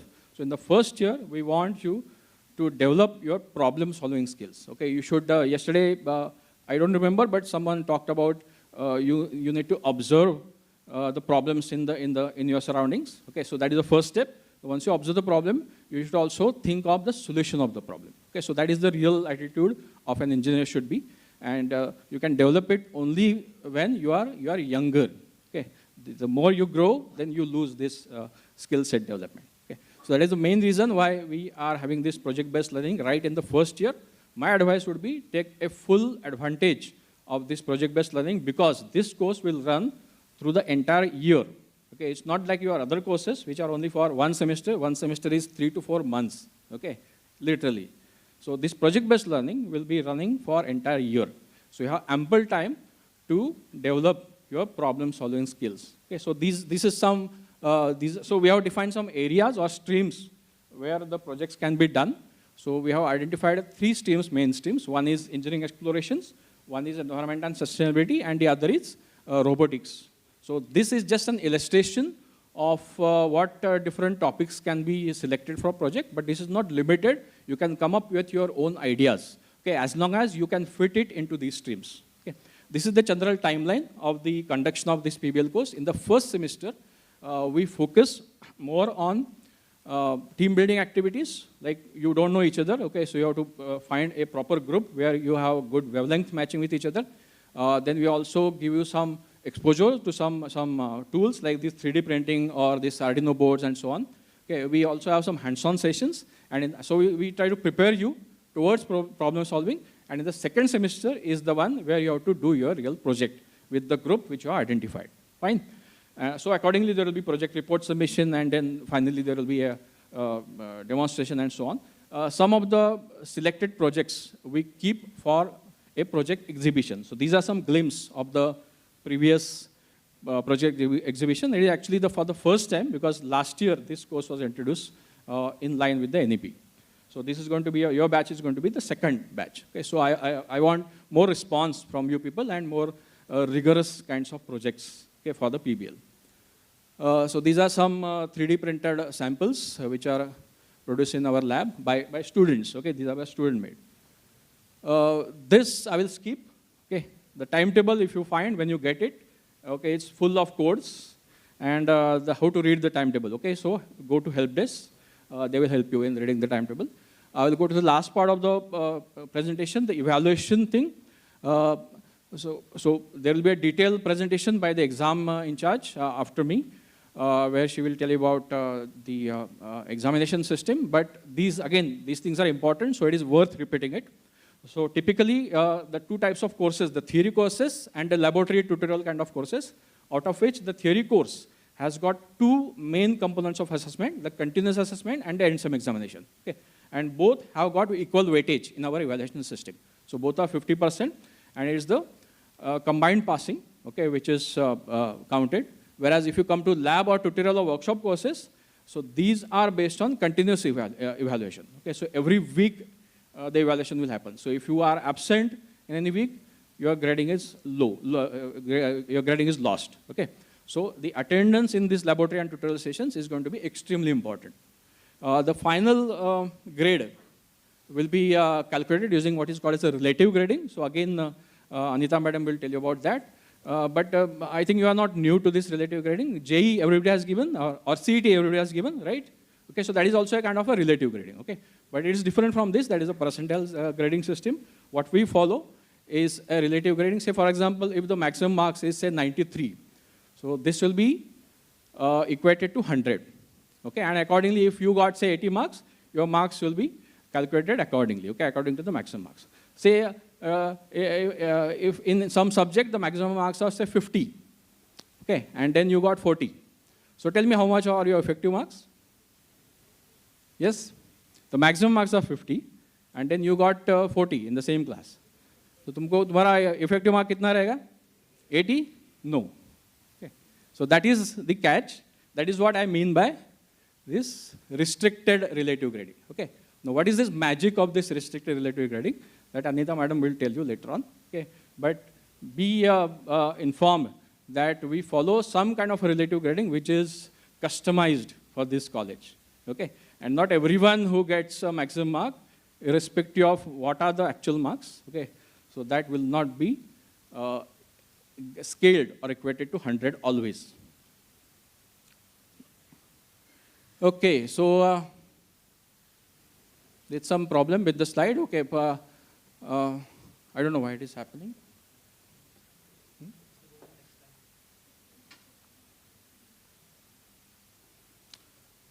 Fine, just I'll just briefly talk about this. So the IA component, the internal assessment is one part of the theory course. Okay, and then different courses, we have a variety of IA components. Okay, like for example, in some courses there will be programming assignments.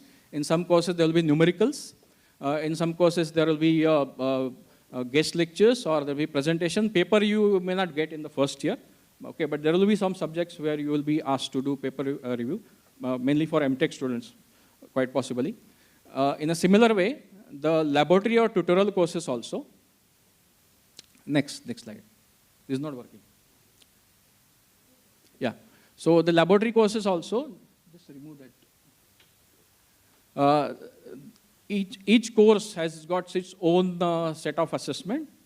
So these are some just a glimpse of different ways in which the laboratory or tutorial can be assessed. Okay, so in some courses there will be on-screen test. In some courses there can be quizzes. In some courses there can be a viva. Okay, the journal or the experiment record of written experiments is a very common component of all this laboratory continuous assessment. Next. Okay, so again, it's an important part about your moving from FY to SY and moving from SY to TY. Okay, many of you will be having marks more than 90 or 95 percentile in your CET. Okay, but when you come to engineering, you will understand after say 3-4 months why I'm telling you this about these norms. Okay, and why are they important. Okay, so in say first year, these are all the courses which you are going to learn in both the semesters. Okay, you can just count how many credits are there. Say for example, mathematics, AM1 is mathematics, semester 1 has got 4 credits. EP is engineering physics, has got 3 credits, and so on. So out of that, you have to earn total 60% of the credits. Okay, if I'm wrong, you can correct me. So 60% of the credits in the first year, if you want to move on into the second year. Okay, you can just count. So if you fail in applied mathematics, the 4 credits are lost.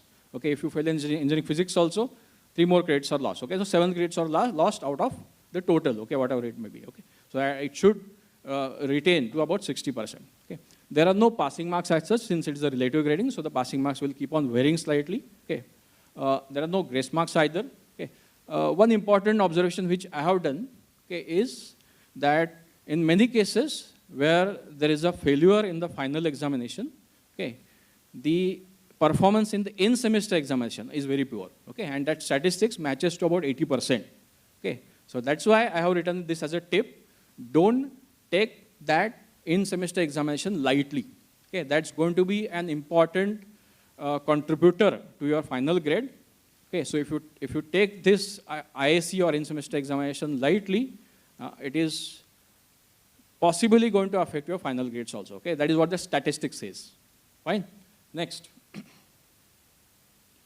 Well, one very important point I think Anita Madam will also cover, or I will request her to cover this unfair means. Okay, I also work as a convener for prevention of unfair means committee at the university level, and I find a lot of cases the students they lose their entire course. They have to repeat once again, or in some cases they have to repeat the entire examination. Okay, for committing to some unfair means acts.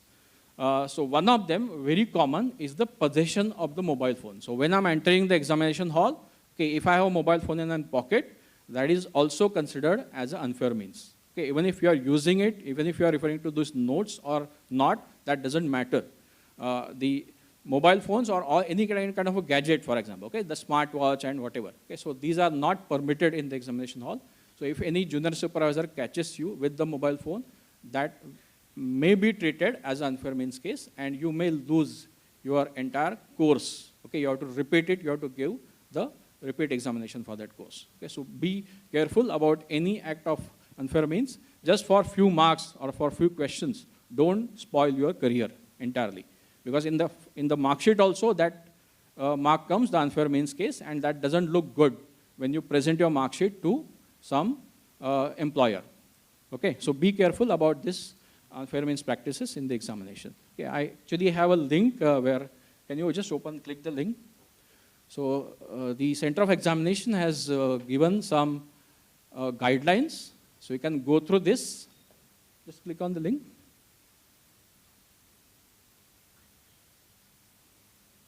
Okay, so this is just scroll down, ekdam niche, unfair means. So this is a university web page. Scroll down. Last में, एकदम last. So can you see that notification unfair means? Just open that. Notification unfair means. So this document is all on the website. You please go through this document. This describes all the details. So what acts? Just click on that first link, 133. Okay, if you can magnify it. Yeah. So just scroll down. Go to the second page. So here all the instructions are given. Just, yeah, please wait. So this is just an illustrative example what different acts of unfair, what different acts can be treated as unfair means. Okay, and then what the levels of punishment. Just scroll down a bit. Next page. So here you will find the next page. Here you will find you can just go through it. So how say serious punishments it can lead to if you just commit a small innocent looking act just by carrying a mobile phone while entering the examination hall. Okay, so that may lead to very serious problems, okay, and spoiling the career. So that is why I want to make you aware and warn you about this committing any kind of unfair means. Okay, just come back to the presentation.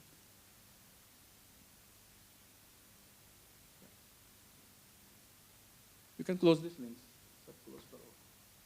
Okay, next slide. Next slide. Okay, I will briefly tell about this department student bodies next. So overall, there are, I mean, this list is not complete, by the way. Okay, but this just to give you a glimpse of so many student bodies are there. Okay, each department has got different student body. As far as our department is concerned, Science and Humanities, we have two student bodies. One is this Sahas, and another is Infinity. Okay, one specialty about these two bodies is in all other student bodies, the first year students will be either working as members or volunteers. These are the only two bodies where first year students will be offered office bearer portfolio. Okay, so take advantage of that, and you can be a part of these two student bodies. Just scroll. Scroll karo. So these are just so Sahas is just the common platform of all the first years to develop your leadership qualities. Okay, so you can become a part of the Sahas, and you can take up some office bearer job like a secretary or a treasurer and so on, okay, or an event head and so on. If the other group is particularly for those who are very much enthusiastic about mathematics. Okay, so all those who are enthusiastic in mathematics, who love mathematics, so for them, this is your group. Okay, you can continue this in all your engineering curriculum. Okay, just go through it. Just a glimpse of some events which are organized by both this student council. Just next. So the treasure hunt and game of maths. Okay, these are the flagship events so all the student councils will approach you when the classes will start. So they will brief you. So whichever you find suitable of your own liking, okay, you can become a part. But my advice again will be become a part of at least some student body. Okay, so don't just remain isolated from everything. Okay, one or the other. Okay, so everyone out of these 500, 600 students, everyone has to be a member of one of the student body. Okay, there are about 30 student bodies and centers in the college. Okay, so you have a lot of choice available. So become a part of at least some of the student association. Okay, yeah, next. Fine. Go to the last slide. There's a QR code. Yeah, fine. So these are the important links. So if you scan this QR code, you'll find these two links. The first link, just right now, open that link. Just 2 minutes. First, open karo link. So we talked about this academic calendar. So I will show you how to search that academic calendar, how to search the syllabus, how to search the timetable, and so on. So the first link will tell you, take you to this. So click on the academics. Okay, it's here you have to go. Okay, the last one, can you see academic and examination calendar? Just open that. So this is what someone wanted. So you can download it from here. The detailed academic calendar is given. So all the things are available on the website. Okay, so just scroll this. So you can see there are all important dates. Everything is given till the July 2025. Okay, the academic calendar is ready till July 2025. Okay, there may be some changes based on the situation. Okay, but tentatively we are going to follow these dates. Okay, yeah, okay. Just close the link and go to the next link. There is another important link, My Account Portal. So I think some of you have already used that. Okay, so this is also important for downloading your free receipt, applying for iCard if you have not applied so far. Okay, you have to book the time slot from this My Account Portal. Many of you forget the passwords of mail IDs. Okay, so it is here from where you can retrieve it. Again, the help is provided at the help desk in room number 15. So if you have any queries regarding your My Account Portal or your email account, you are not getting schedule of orientation or whatever, okay, you contact the help desk. Even afterwards also for timetable, for knowing where are the classrooms, who are the faculty, everything, the senior students will help you at the help desk. Okay. Now if there are some specific questions I can answer, I can hand over to the next speaker.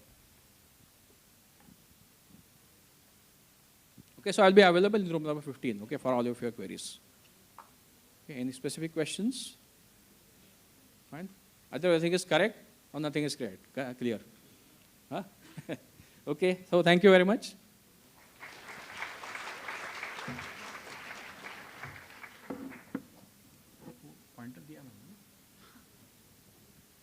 Thank you, Patwardhan sir, for the detailed presentation on curricular, extracurricular, and co-curricular activities available for first-year students. Next up, you have a presentation by the in charge of examinations, Anita Kantute madam. She will talk about the exam system at KJSE.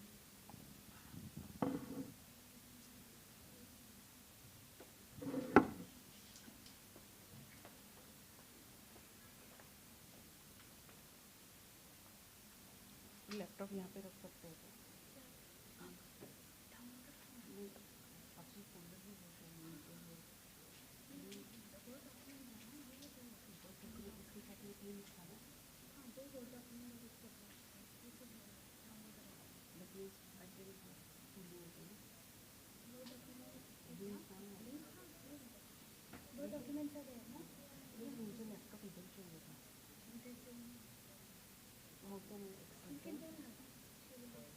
थोड़ा तो भी इधर करो और next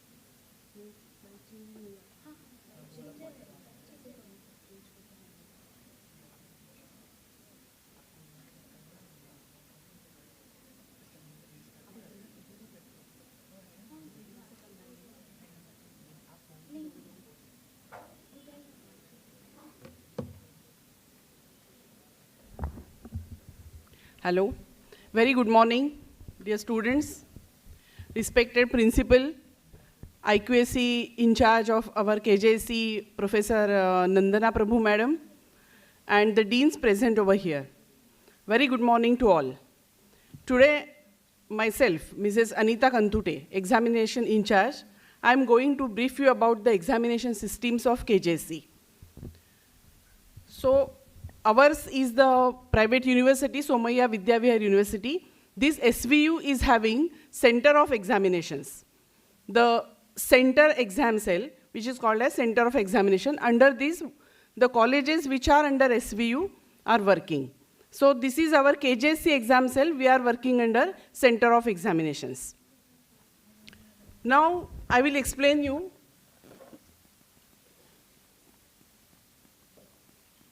next slide.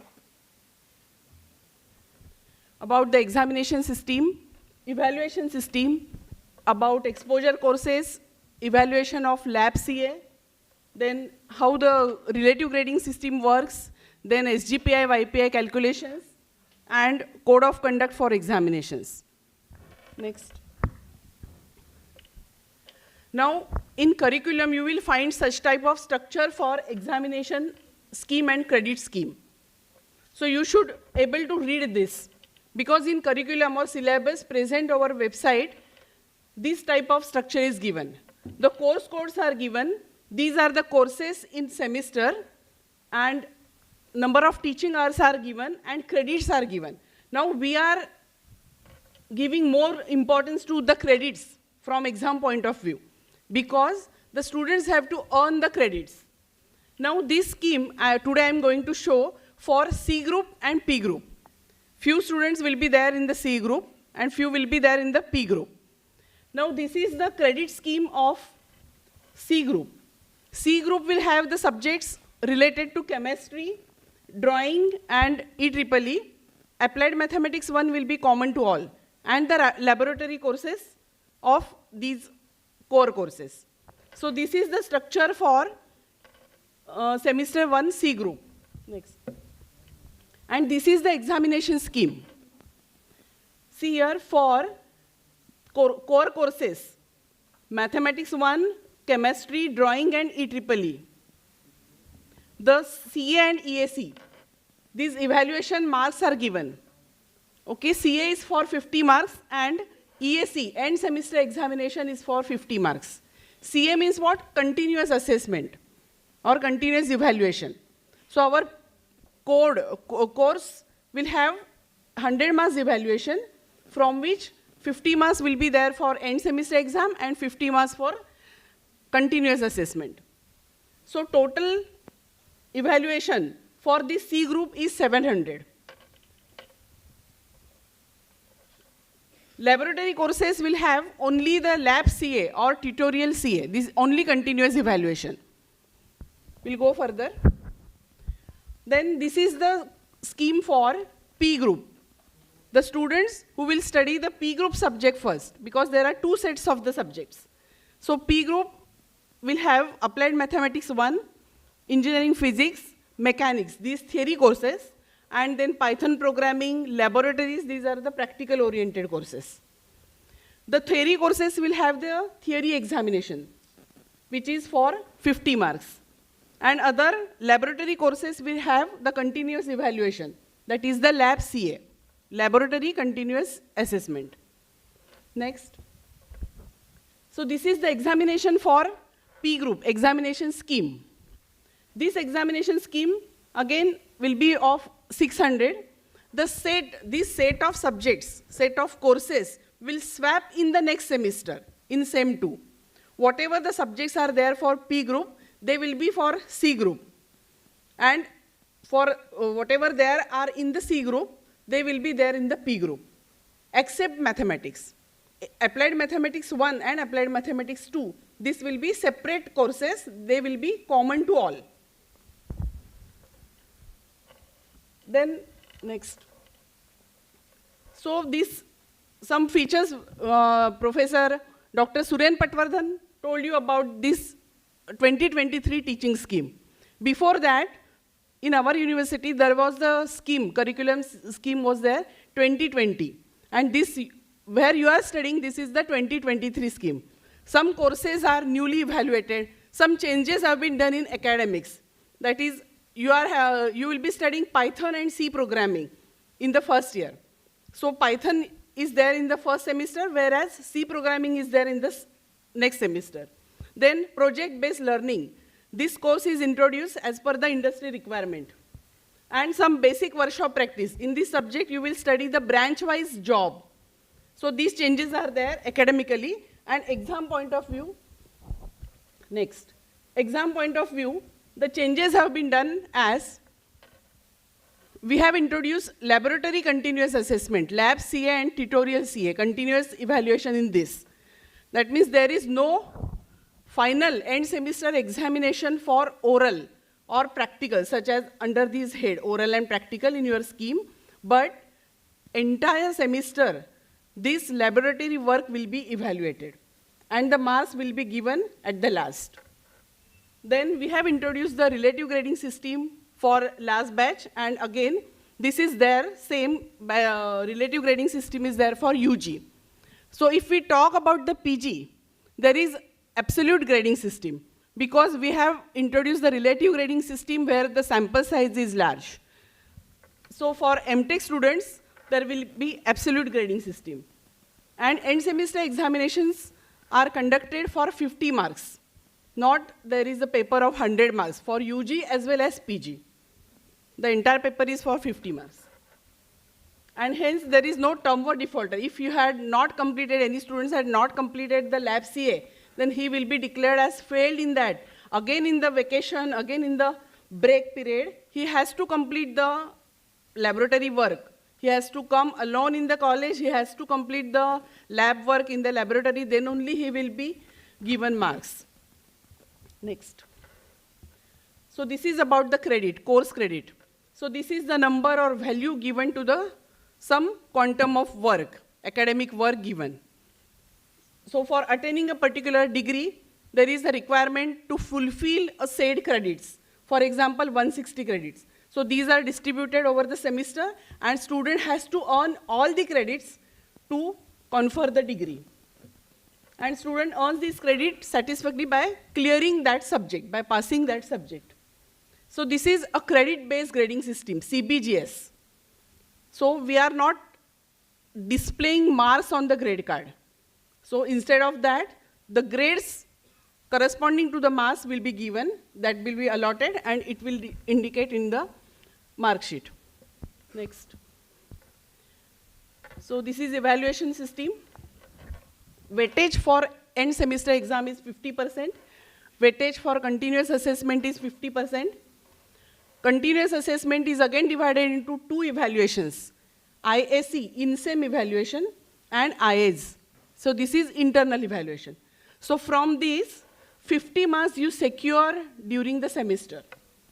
These marks are called as the internal evaluation marks, and EAC, end-sem examination, this is external. So these internal 50 marks are in your hand. You have to show the performance in IAC, that is unit test, in-sem examination, and different IAs. Next.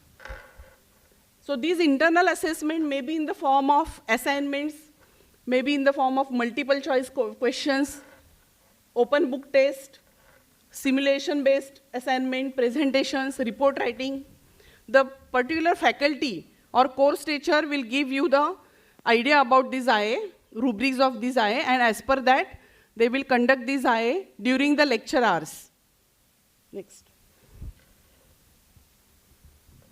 So grant of term.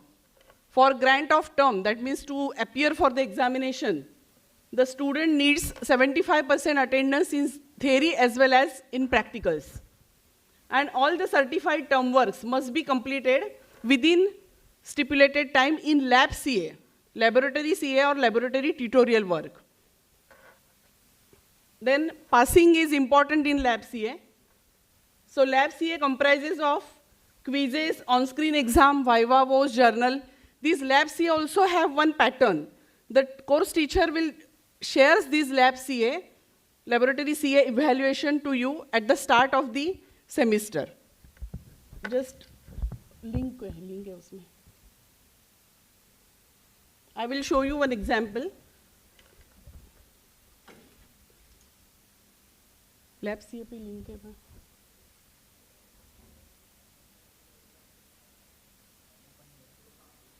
तो तुमने download नहीं किया है. Okay, let it be. So this laboratory CA, for example, there is a course, engineering mechanics. Now these engineering mechanics will have 50 marks lab CA. And these lab CA is divided into some different parts. For example, for writing the experiments, there is a 25 marks. Then for 15 marks are there for on-screen examination or for quiz, 15 marks for quiz. 5 marks is there for any virtual experiment. 5 marks is there for any presentation of the experiment. So these marks are divided and these rubrics of lab CA are shared with the student by course faculty. So as per that, you have to complete these laboratory CAs. And tutorial CAs are there for mathematics-like subject. So in mathematics, whatever the chapter taught in the classroom, based on that, they will give you the tutorials to solve in the tutorial period. So that will be your tutorial CA, continuous evaluation. 25 marks are assigned to that, and to get the complete marks, you have to perform well. Next. So this is regarding the roll numbers and examination seat numbers. Now, your roll number is allotted to you. The roll number will be same as a seat number. So this is 11-digit number. There is no different seat number allotted for the examinations. You have to write your roll number only. So this 11-digit roll number is first 2 digit, 1 and 6. This is the college code. 16 is our college code. Then 01. 01 is the program code. For UG it is 01, for PG it is 03. Okay? Then 5th and 6th code. This denotes your branch. For computer it is 01, for EXCP it is 40, electronics it is 02, for telecom it is 03, IT 04, like that. 7th and 8th digit, this is year of admission.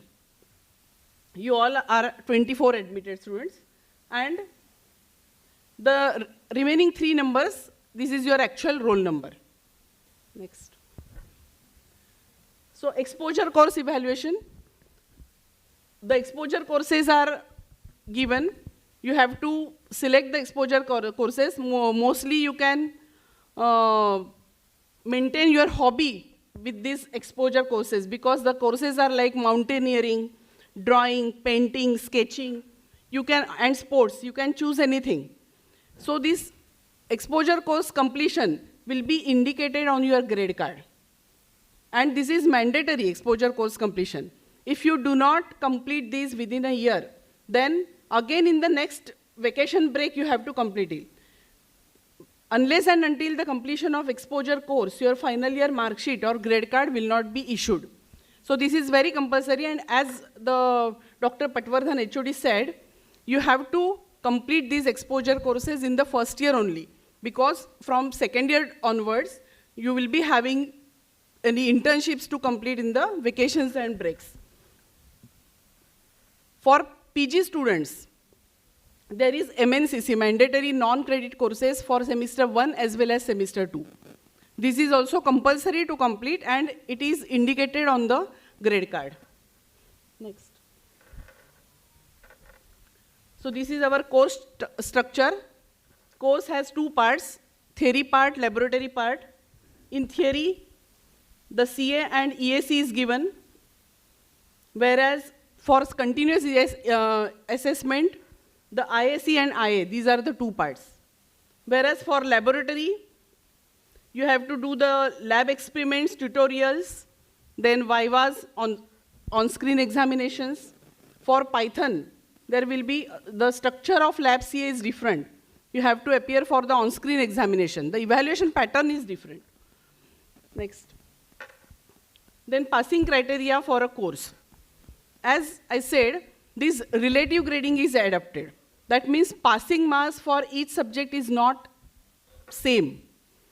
The passing marks changes for the subject. These passing marks depends upon the highest marks obtained. So the highest marks obtained in the subject are made equal to 100, and accordingly by that factor, the other marks obtained, they will be calculated, and the grade will be assigned to them. There is a grade table, university grade table, and according to that grade table, we allot the grades. There is one document, 255A for UG. Can you open the link?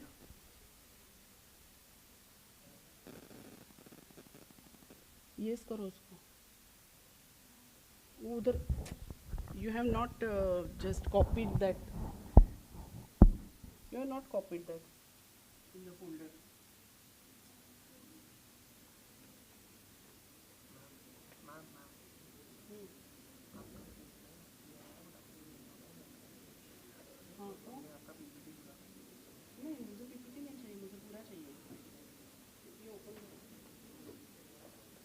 Just a minute.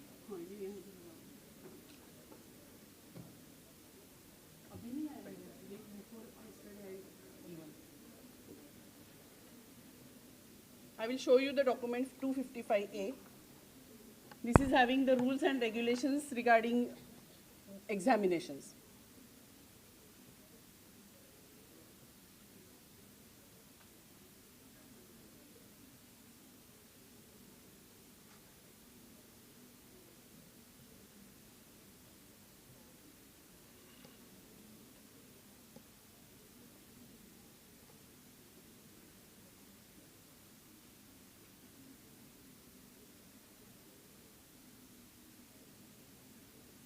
Madam, मेरा pen drive लगाइए.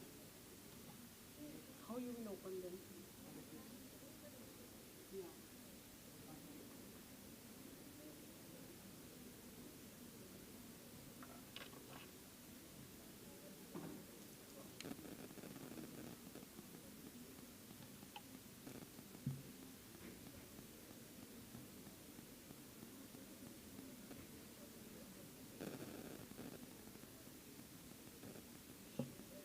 See here, the document says that exam rules for eligibility, passing criteria, grace marks, and grievance redressal system.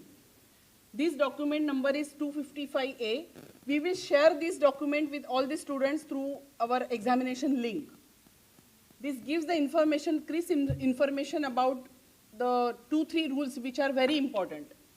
So in the first, admission to SY, TY and LY. That means this is eligibility criteria for the next year. From FY to SY, 60% credits are required. As Dr. Patwardhan showed you the number of credits. In semester 1, if the credits are 19, in semester 2, the credits are 23 for one group. For another group, in first semester 21, second semester 21. So total credits in the first year are 42. 42 into 60% of 42, it is around 25. So 25 credits, minimum credits are required to go in the second year, next year. Now, the admission criteria for TY. For TY, the 60% credits of SY should be clear. 60% credits should be earned and full first year. All the courses of first year should be clear to enter in the TY. This is the eligibility criteria. For again going to LY, first year and second year should be clear and 60% credits of TY are to be earned. Then whatever the next, move. The previous one. Yes. The applicability of passing marks. So marks obtained by student in each course will be compared with the passing marks of that subject.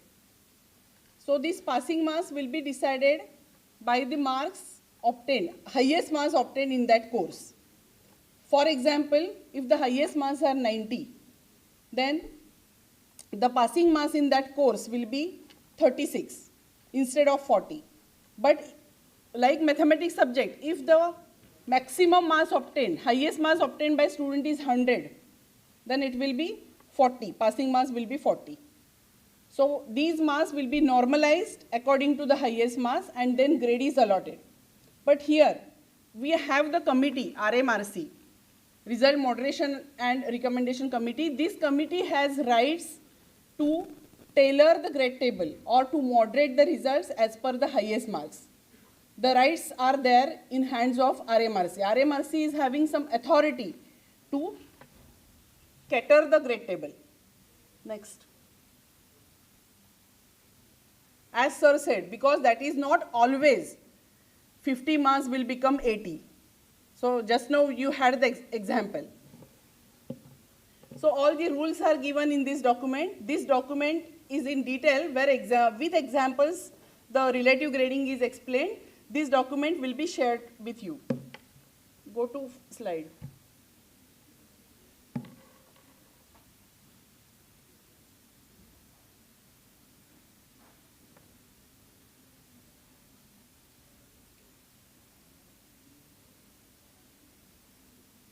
Yes. So for PG, passing criteria for PG, we are still using the absolute criteria for M.Tech students. And for M.Tech student, the passing percentage 45%. For UG, it is 40%. For PG student, it is 45%. Again, there is a separate document 255A for PG students. We'll share this document for the rules regarding the passing, separate passing in EAC, end semester examinations, CA, and all with the PG students. But the major difference is for PG, it is passing criteria is 45%, whereas for UG, it is 40%. Next. There is a special provision for PWD candidates related to examinations, referring to the government circular, or it is called a GR. We make applicable this GR to PWD students who has taken admission under this person with disability category. For there, the 20 minutes extra will be given for 3 hours paper. Accordingly, for 2 hours paper, the time period is given. These candidates can use the writer or scribe. Next.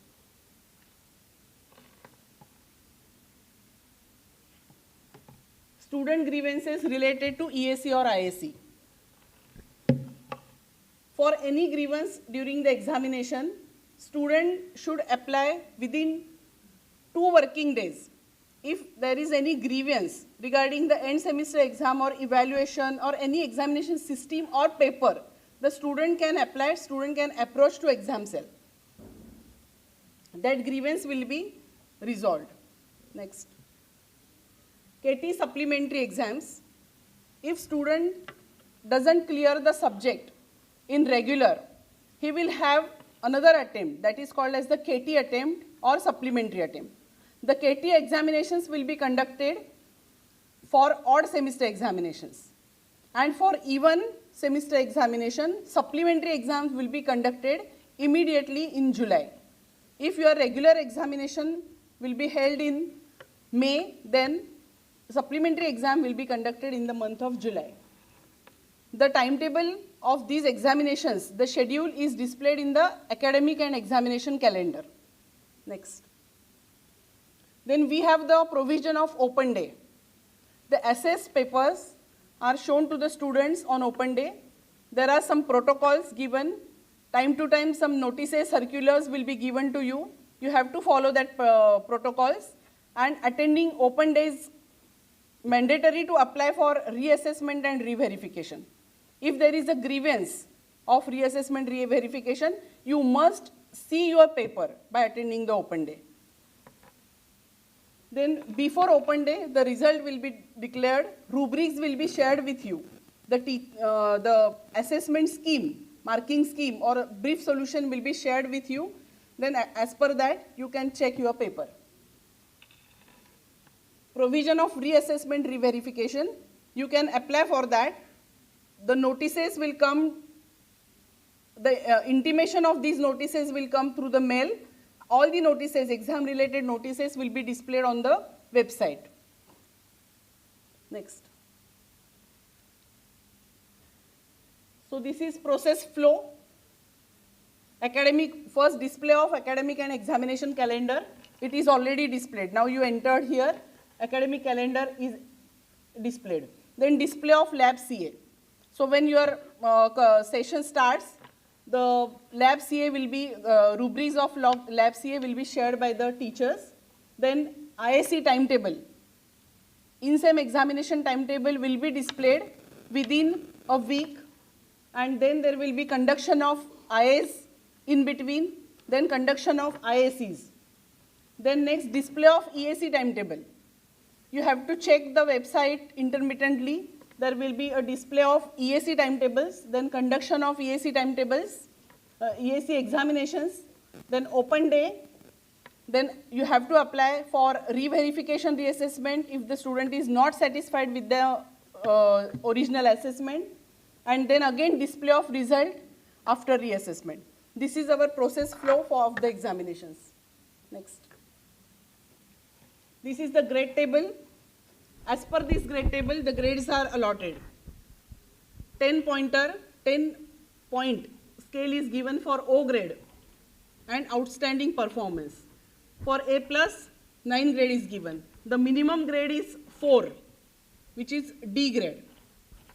And XX is absent, UM means unfair means. This grade should not appear on your grade card. If any student is found in the unfair means, then this grade appears on the grade card of student. This is sample grade card. In the above table, bigger size. In the above table, the student details are given. The course code and course name is given. The allotted credits are given here, and the credits earned by student.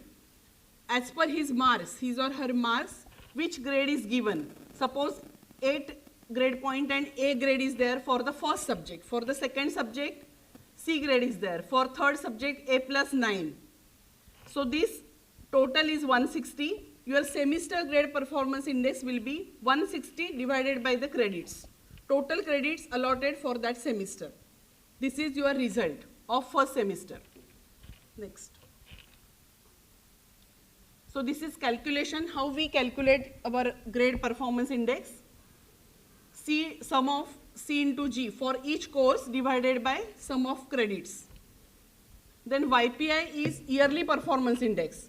YPI appears on your second semester mark sheet. This is yearly performance. Sum of C of G, your credits and grade of both semesters divided by total credits of first year. And CGPI is cumulative grade performance index. It appears only on the final mark sheet. Next. Just now I told you this is the eligibility criteria.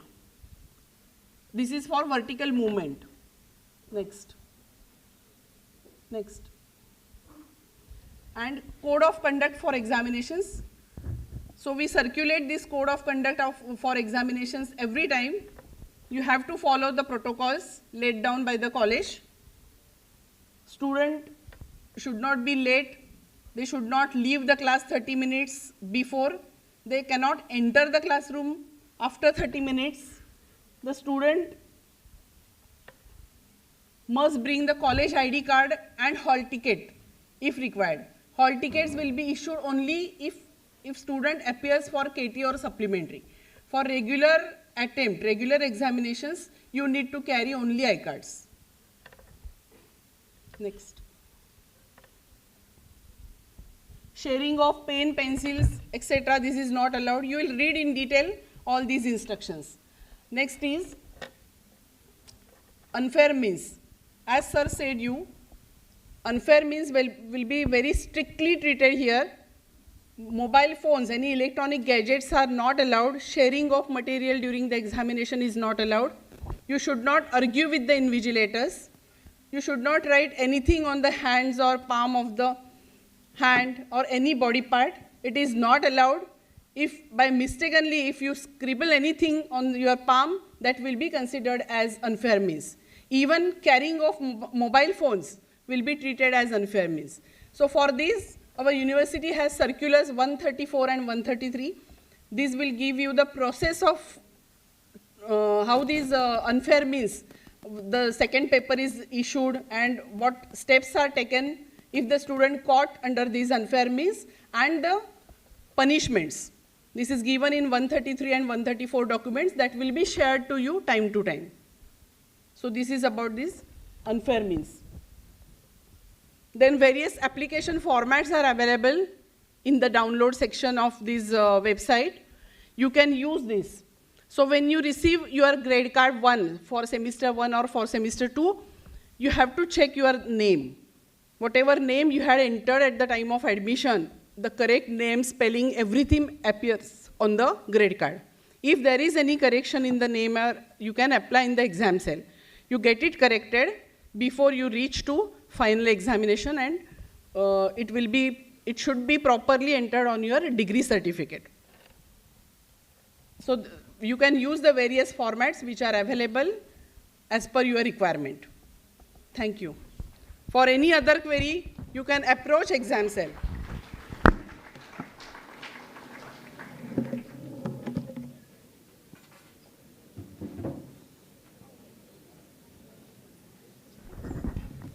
Thank you, Anita ma'am, for the detailed presentation on exam system at KJSE. Many students have not marked your attendance for the session. So if you have not done it, please do it immediately.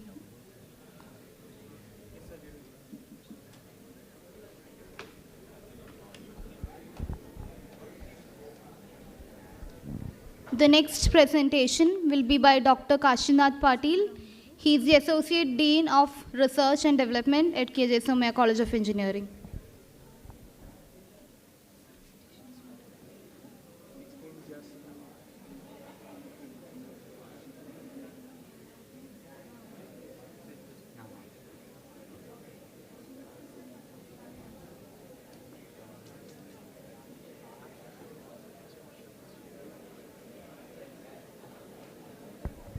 Students, please be seated.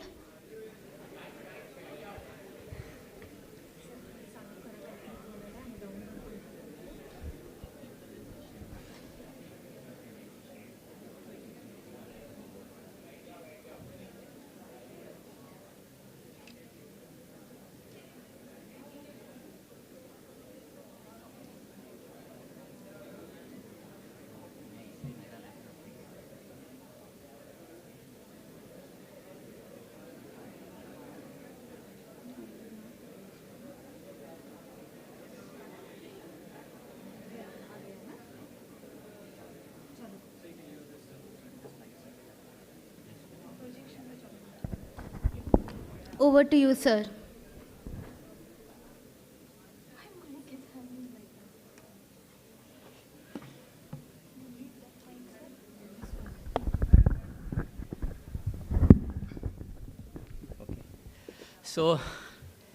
So good morning. I think put it in a presentation mode. Yeah. So good morning to all.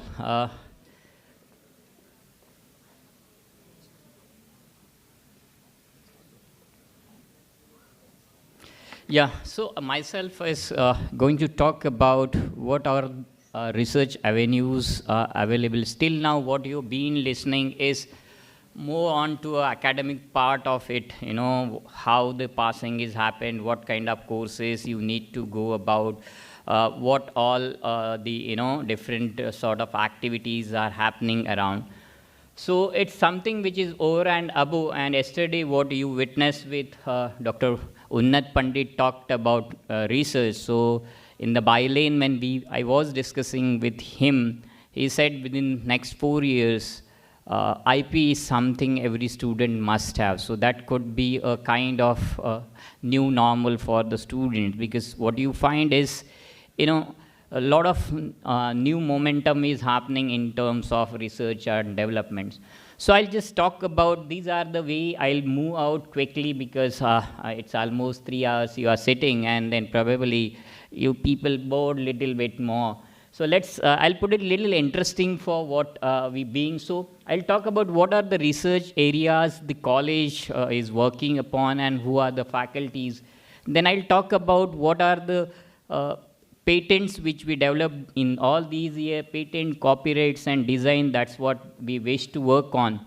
Now, once we have a IP or any property, what is our interest is we need money.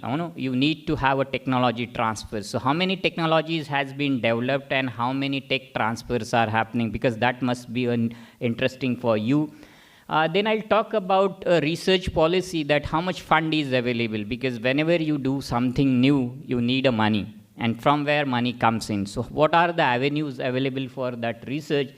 I'll quickly brief upon a glimpse of a project, so wherein you go run through this particular slides, and then finally who are the members to whom you should contact. Okay, so this is what the presentation, please go. Yeah.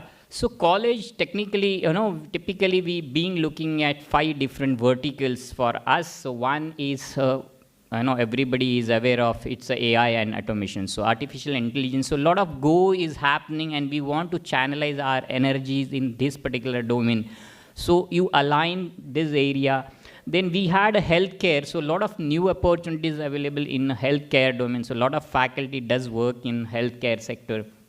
Then we had agriculture technology, wherein a lot of new intervention, new dimension comes in precision agriculture. Particularly, you have AI is coming big way, then image processing, data analytics, and lot many things are coming up. So that's the one avenue. So it doesn't feel that agriculture is agriculture. No, it's a tech sort of thing which we are looking of that particular.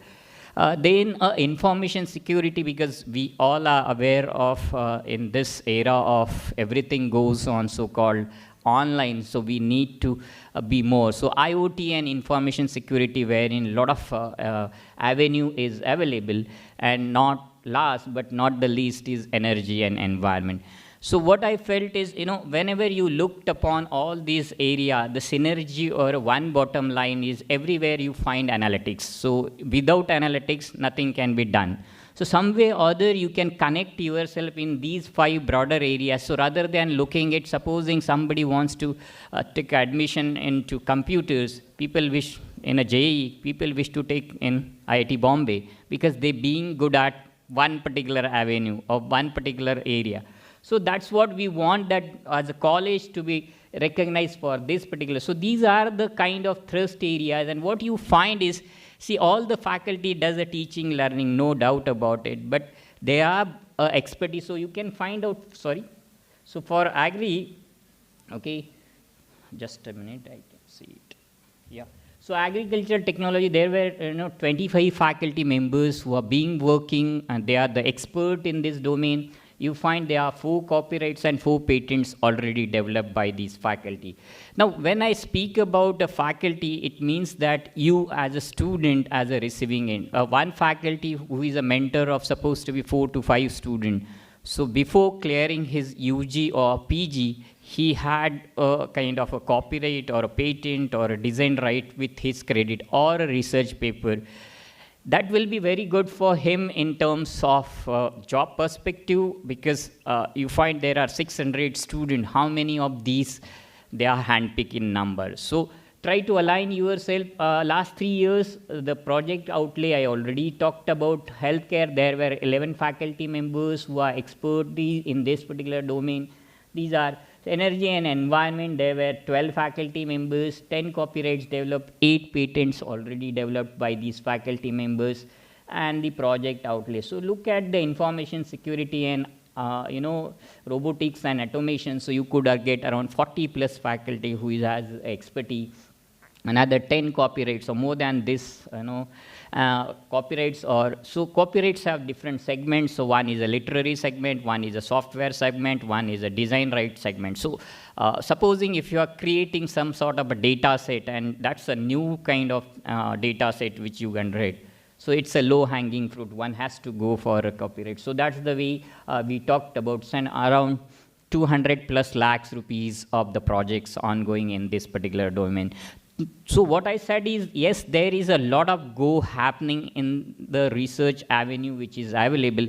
And what I felt is, along with your regular academics, you people should participate in this particular activity. So if you just look at these patents which we have, this is a radiator grill. Professor Prabhu Desai, who is working in the mechanical, this is basically a self-cleaning filter system, okay? The patent has been granted in 5 countries like India, US, South Korea, Germany, and Japan. Okay, so the tech is available for sale for these 5 countries. So, and in a patents, all that sort of, so you have to go and take a right in each country. It's not something called as a universal right. Another is a vacuum drying system, which I myself worked with it. Typically what you find is, in case of patent, the whole process take you around 4 years to 6 years. So now if you want to start it this year, probably at the final year you may have a patent. So the cycle time is too big. Now it has been reduced. So those who wish to do something on this, he must have a concrete work at the end of second year. Then only when he finishes final year, he must have something. So if you can look at this, 2018 patent granted in 2024. So it took 6 years for the whole cycle. So it took little more. So it's a vacuum drying system which we had. Then 2 patents which we closely worked with the industry, that is a artificial pearl and bead systems, okay. This is again some of my M.Tech boys work. Then we had a solar-based system which some of our UG as well as PG student work onto it. Then Dr. Deepak Sharma and Manish Pote did work on to a cloud-based security system, okay. So they had their patent being granted on this particular topic. Then Dr. Gilke worked on to Bagash as based projects, and he had a couple of patents on this particular thing. Dr. Ramesh Lekurwale, who works on to medical application device, so actual medical practitioner. So this is basically a device required when doctor performs the surgery. Okay, so it's a suture device he worked upon. Dr. Jyoti Joglekar worked upon method for, people also some sort of algorithm-based systems she developed. She's in computers. I myself again worked on to some mechanical-based system. Dr. Ramesh is worked on to a micro-drilling system. Then Dr. Seema worked on the analytics part of 3-bit error system. She had a patent on this particular thing. Again, Dr. Gilke and myself worked on the Jaggery-based systems, okay, for device preparation. Then again, myself worked on some other device.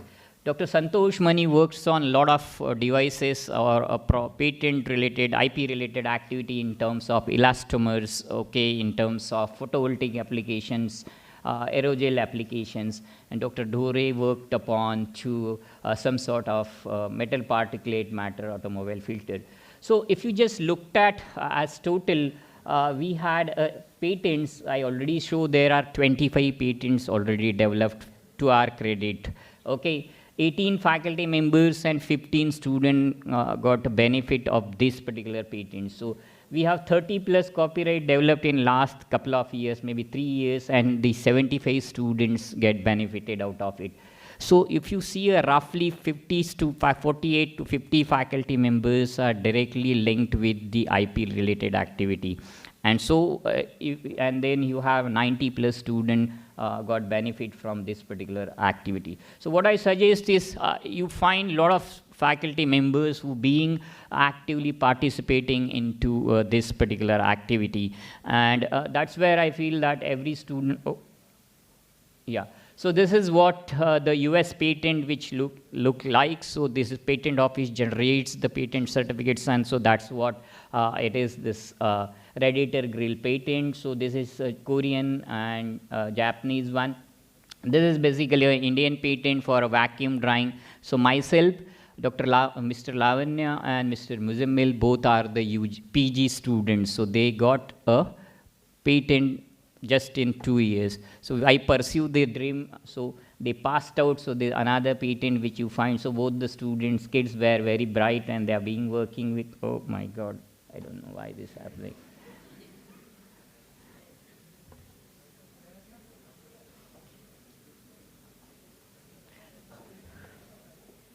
Yeah.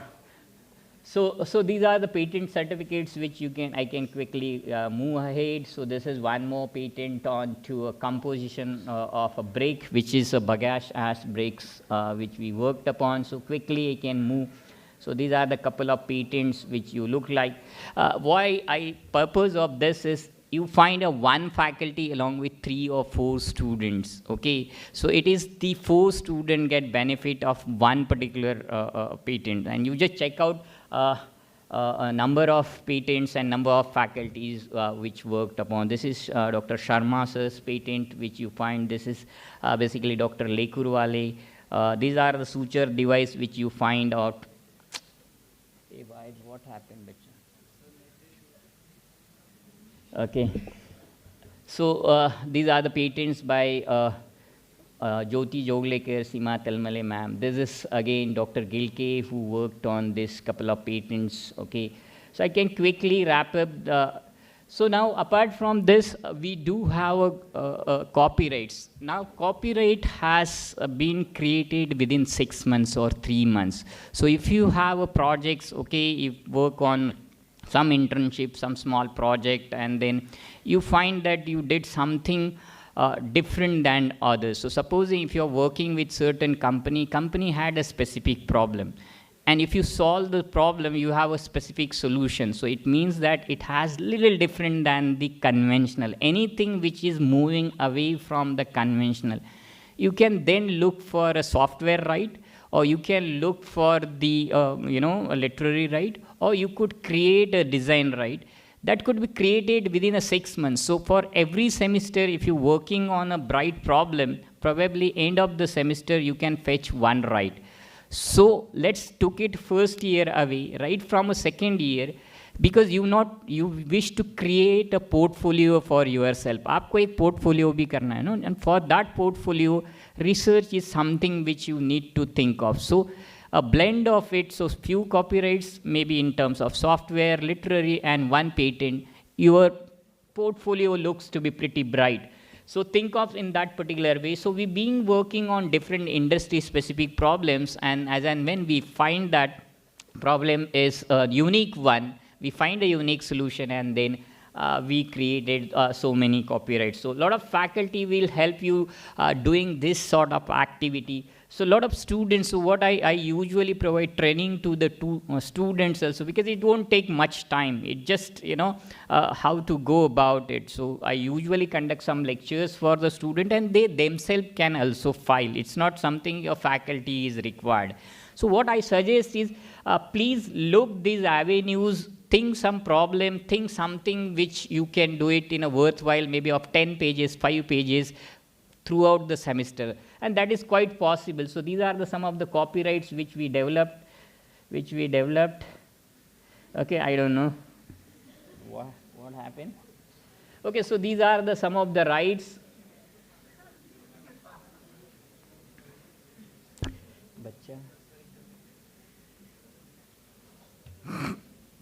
So here is some internet glitch. I don't know, okay, what to do with that. And that's where the virtual world is. Okay, so you are blanked with So these are the rights which we had at every slide. It's happening.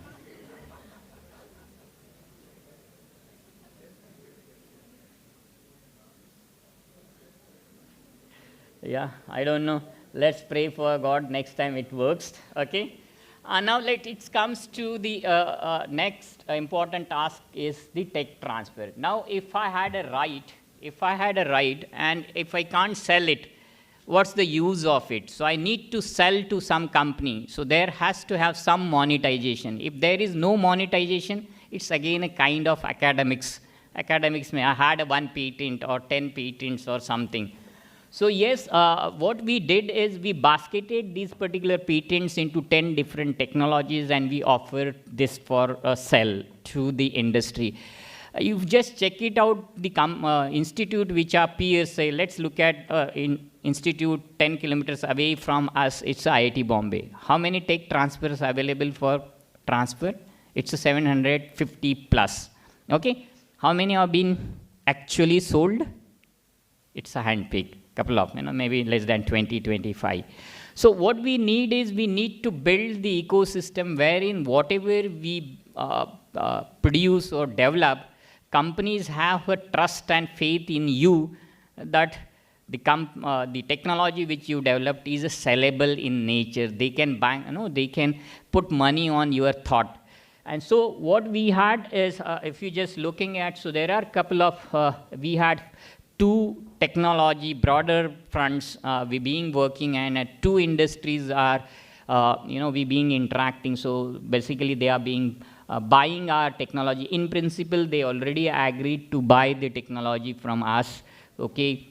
So it's basically a pearl manufacturing, which we went there, and then they are the one who is buying our pearl technology for their commercial application. And then we have a vacuum drying system as well as the composition of bagashas. This is basically a sugar industry in the sugar. So we have a jaggery technology as well as a technology in the front of a processing of sugar related stuff. So they are also happy to work with us. So that's the Godavari biorefinery. So these are the 10 technologies, out of which we are looking at 5 patents to be commercialized. Okay, soon maybe in the next year's presentation, some of you said that these are already being monetized. So we get some money out of it.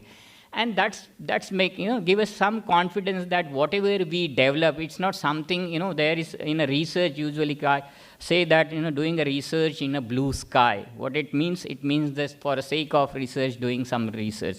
So no, we are doing something which is industry had some faith, because that faith building and a trust building is something which is very, very important. So yes, moving to a tech transfer domain also.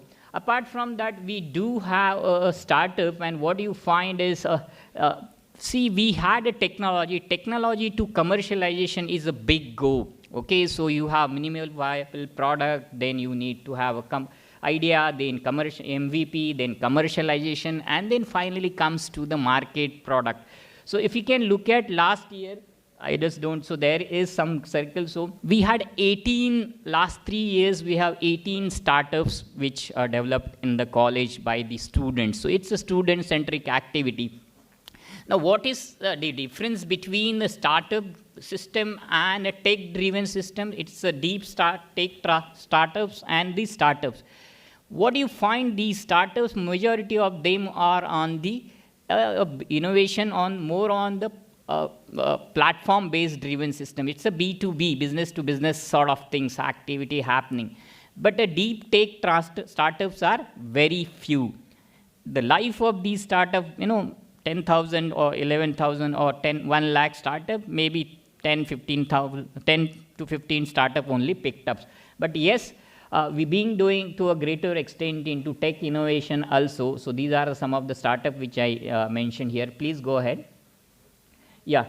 So this is the research and project consultancy of since 2016 to till date. So presently we being working on around 136 lakhs projects, and we being waiting for another 443.46 lakh project for different funding agencies. Okay, so these are the different funding agency we being working with, so right from DST, TTD, then CAS, SERB, Professor Lukman is sitting back, then we have LNT, we have ATE, water mappers, and so on and so forth.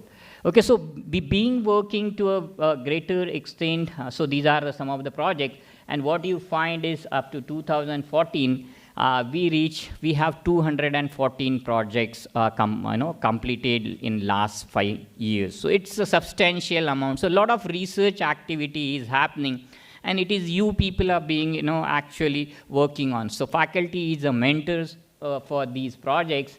So now, apart from that, we had a research and consultancy policy for the faculty. It's a well-driven research consultancy faculty.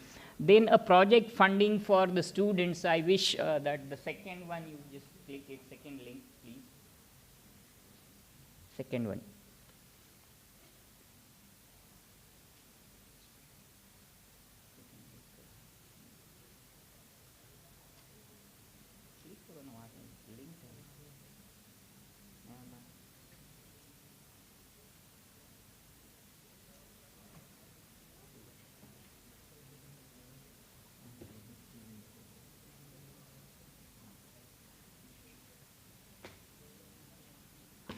Okay, so what we had is for the students, keep it.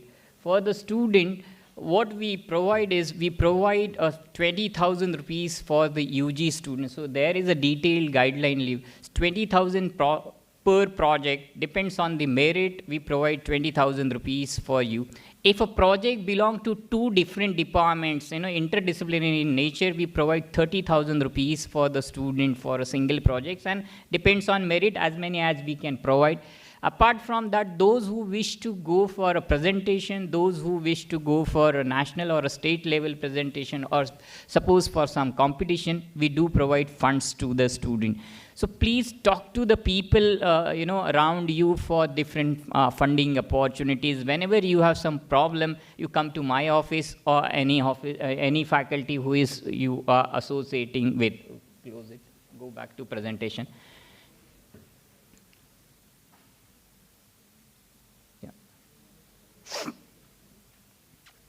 Yeah.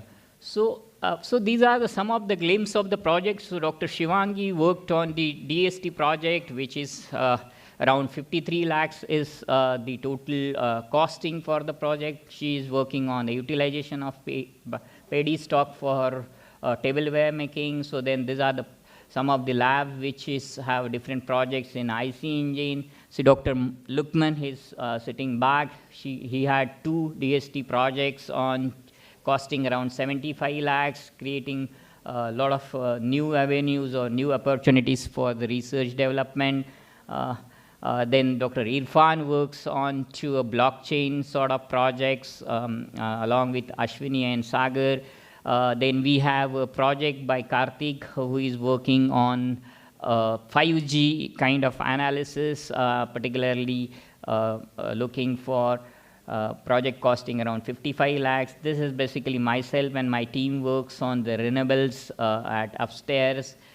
These are Dr. Ninad's work, which he works on the different sort of projects into IoT or some sort of smart gadgets or manufacturing of these. This is the Festo Center of Excellence Lab in electronics, so you can look for some sort of automation which you wish to. There are people who is working on particularly in a biomedical application, so this is bioprinter which we have generating some sort of bioing by, So apart from that, that's what I said, that we being at KJC, I wish that every student, that's what I wish, that every student must have some IP at the end of their 4th year. Otherwise, all students is supposed to clear their UG courses. Everybody must have the academic report card along with all the students. But he or she must have something unique in her or his portfolio. So we do organize seminars for the IP related activity. Please do join us for that particular thing. So not only student, I usually does for the faculty, and apart from that, our office is going to extend all sort of regarding your startup activity, regarding your publication papers, regarding your project if you want to write something. So we at our end going to help you in that particular activity. So this is my research team, which comprise myself, Dr. Kashinath, then Dr. Mani, who is in first year, so those who can directly approach him, he is Joint Associate Dean, Dr. Ninad, Dr. Sandeep Sainkar, Sagar Kode, Dr. Siddhappa Basnoor, Dr. Shilpa Bhambure, Dr. Abhijit Karmarkar, Dr. Jyoti Joglekar, and Pushpendra Rai. So these are the members which are research committee members. I mean, you can connect to anybody of this or any faculty. They can direct you guys to me or our office.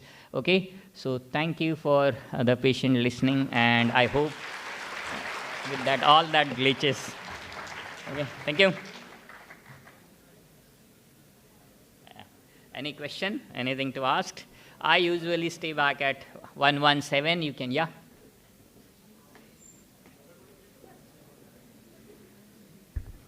Yeah, tell me.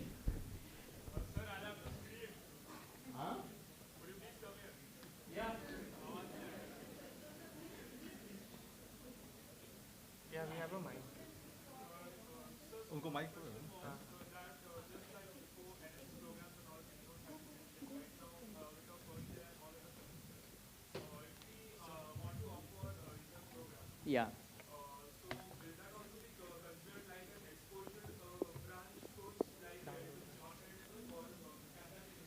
See, Bacha, see what happened is all these activities are always over and above. Suppose if, I offer 7 projects to the student, okay, with expectation that you being going to create some copyright or a software right or a patent. Patent is little longer duration association, okay, maybe a 2 years kind of thing.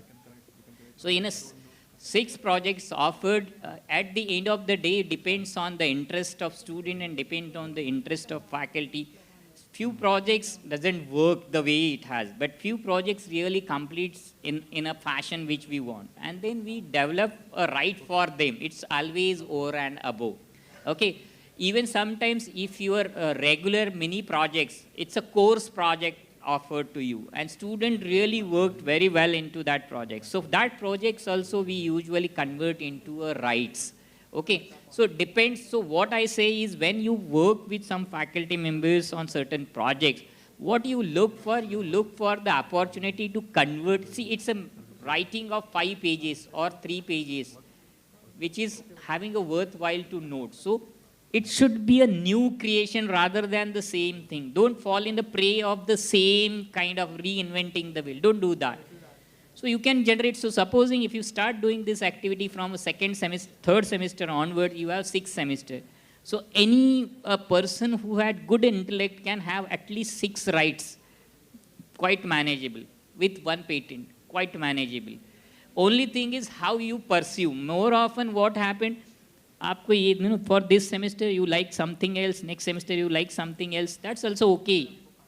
Choose an appropriate person, that's what I said. Choose an appropriate person as a mentor and then explore the things. Discuss and among yourself as well as the faculty and make a group, cohesive group who is working. So I may be good at A segment, you may be good at B segment, somebody may be a C segment, and make a team.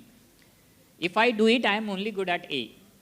Then I can't convert it into the way I want. So be a group of like-minded people who are doing a better in a research domain. And that's where laurels will build, Suppose, just a minute. What about, Harvard School, Harvard Medicine. How many Nobel laureates are there as a faculty? Checked out? No, it's a 63. Okay, there are practicing Nobel laureates almost 10 plus. So they are teachers. Are they doing different? And how many are in India, including IITs? It's a question I will. So what we still lack almost 60 years behind. Okay, all the tech companies who have driven by patents or patent driven, all 10 companies are outside, more majority from US and maybe 1 from China.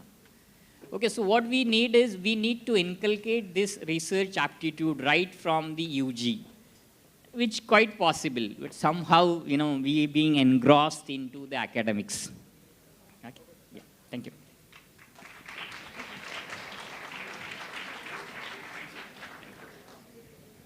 मेरा laptop किधर है भाई? हाँ ये तो नहीं है. Thank you, Patil sir, for the detailed presentation on research happening at KJSE and also motivating the students to inculcate research practices in your work. Next up, we have Manish Pote sir. He is the Associate Dean of Resource and Infrastructure at KJ Somaiya College of Engineering. Sir will present on the facilities and infrastructure available for students.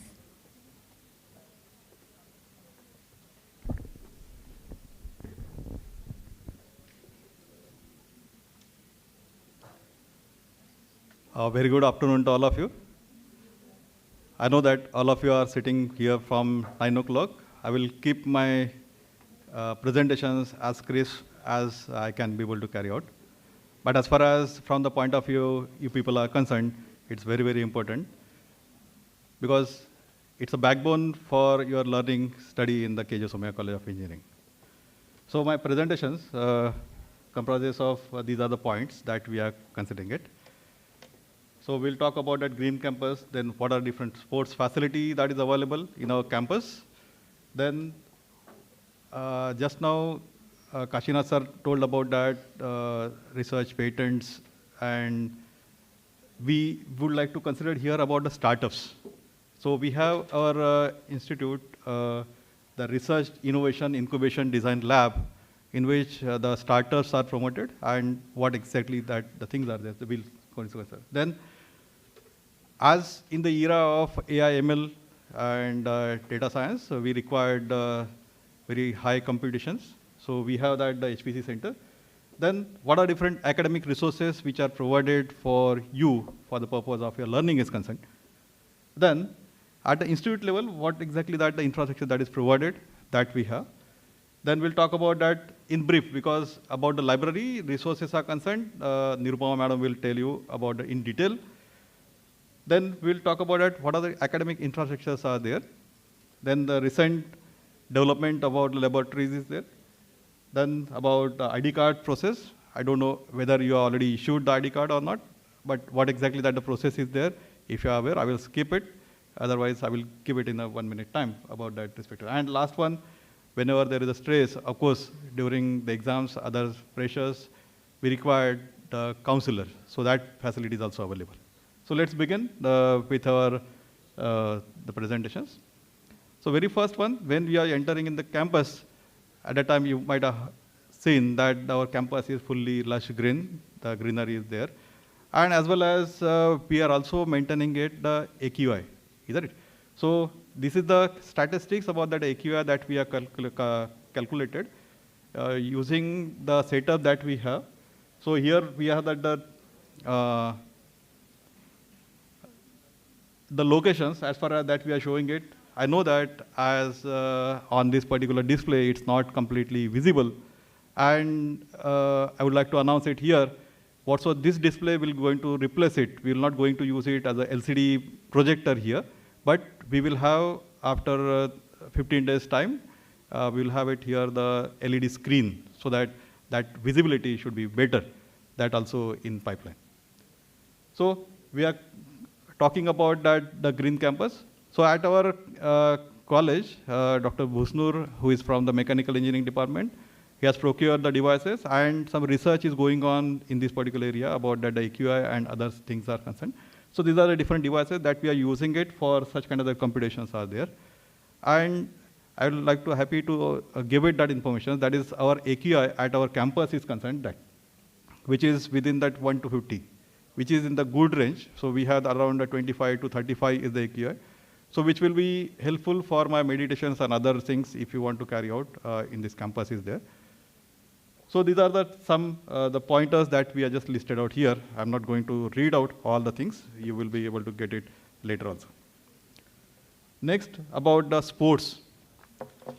So as we not only promote the academic, but also your extracurricular activities like the sports.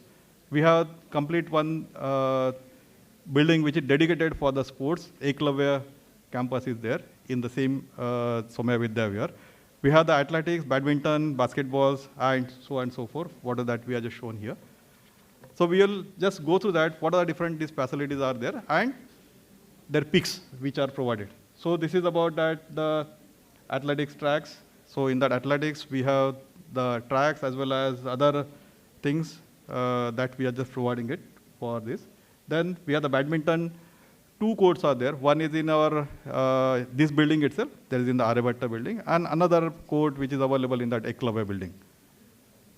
Then the basketball, we have the 3 to 4 courts as far as basketball is concerned. So those who are interested, they can play about that basketball. As far as I'm just showing it here, what's the court position is there, location is there. That is near that the Vinaya Mandir.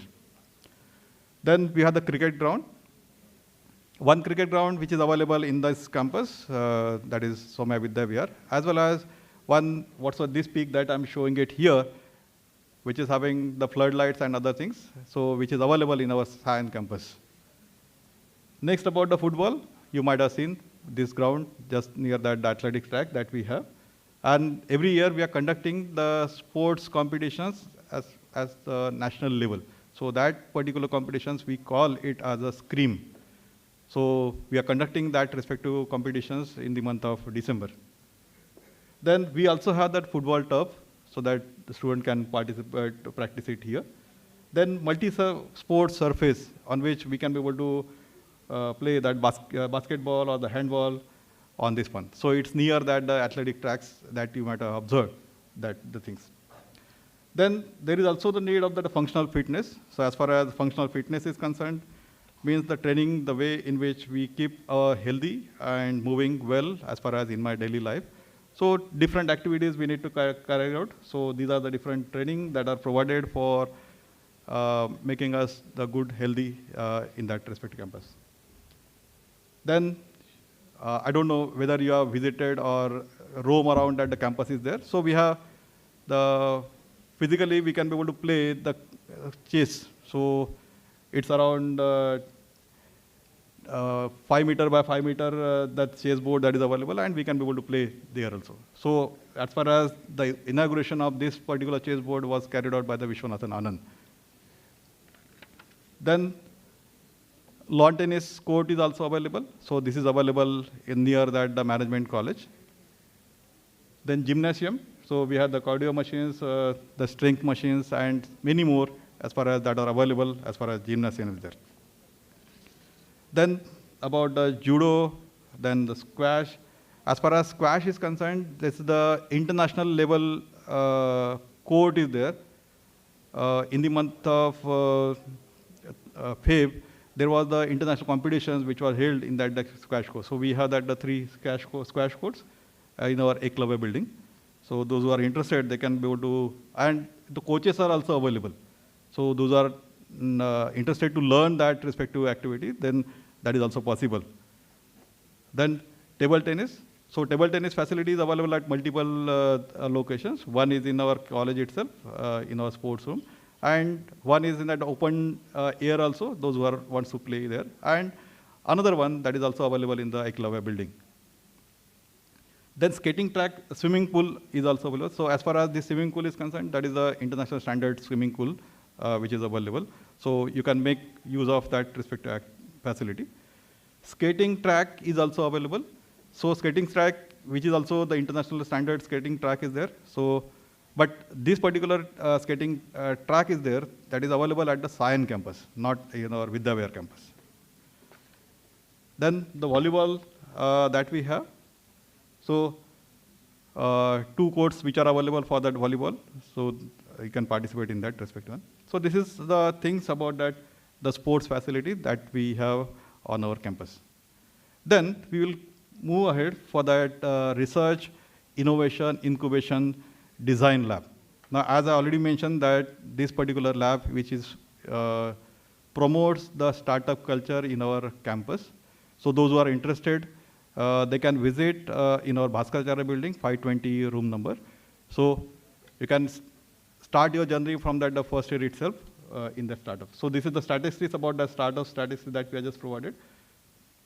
Then these are the feature starters that we have just provided. That is Indra, Offi, Olik, Custard, all these starters by our KJ Somaiya College of Engineering, except that the Pace Study and GOVO and AI2O class. Many awards are won by our startups, not only at the national level, but at the international levels. So these are the awards by the ISKCON. Then the Fab Lab Awards is there. Then the CES Las Vegas Awards. Then the World Education Magazine Awards. So many awards won by our Riddle. We used to call it as a Riddle. You might heard many times that word, that is Research, Innovation, Incubation, Design Laboratory. Then what are different academic resources are available for your education purpose is there, isn't it? So very first one that you might have using it, that is Google Apps for that education. So as soon as your admission is confirmed, you might be getting it some kind of Somaiya NATE ID, Somaiya Access ID, isn't it? Then by using that, you are logging onto that Somaiya My Account portal. So at the rate Somaiya.edu, if you are putting it, that is nothing but your email ID, as far as Somaiya email ID that we are calling it. Now that email ID is nothing but that the Google email ID, isn't it? Now, as far as by using this email ID, you can be able to connect it to our college, even though after your graduation is concerned. So presently, as far as when we are using it, this particular email ID, which provides me different apps that you are aware, that I'm not discussing right now. So that is one. Then Wi-Fi access IDs, isn't it? Now, I don't know how many of them are access the Wi-Fi in the campus right now? Very few. Okay. So what's your Somaiya access ID that is provided, that is on that your Somaiya My Account portal, that itself is nothing but your Somaiya access, Wi-Fi access IDs. So by using that, you can be able to log in. So first of all, you need to check it in your setup. What's that setting that we need to give it, that is a PEEP and MSCHAP v2 in the setting. And then you can start the accessing that, because this in this particular hall also, we have this Wi-Fi enabled, because all my classrooms are Wi-Fi enabled. Then Coursera subscriptions. So college has already signed the MOU with that the Coursera, and we paid around 75 lakhs to that the Coursera, so that my students can be able to make use of these subscriptions for the betterment, other than that the curriculum that they can be able to learn. So I request you all, those who are interested in that learning outside the class, they can enroll. We'll send the mail, our Dean Academic will share the mail regarding that, the Coursera subscription. Then we have that the KJ Somaiya Institute of Applied Agriculture Research, that we call it as a KIAR. So regarding that, I have that complete one slide later. As far as those who are interested to do some kind of the major project, mini project, or some kind of the research project, so we are promoting such activity along with this particular institute.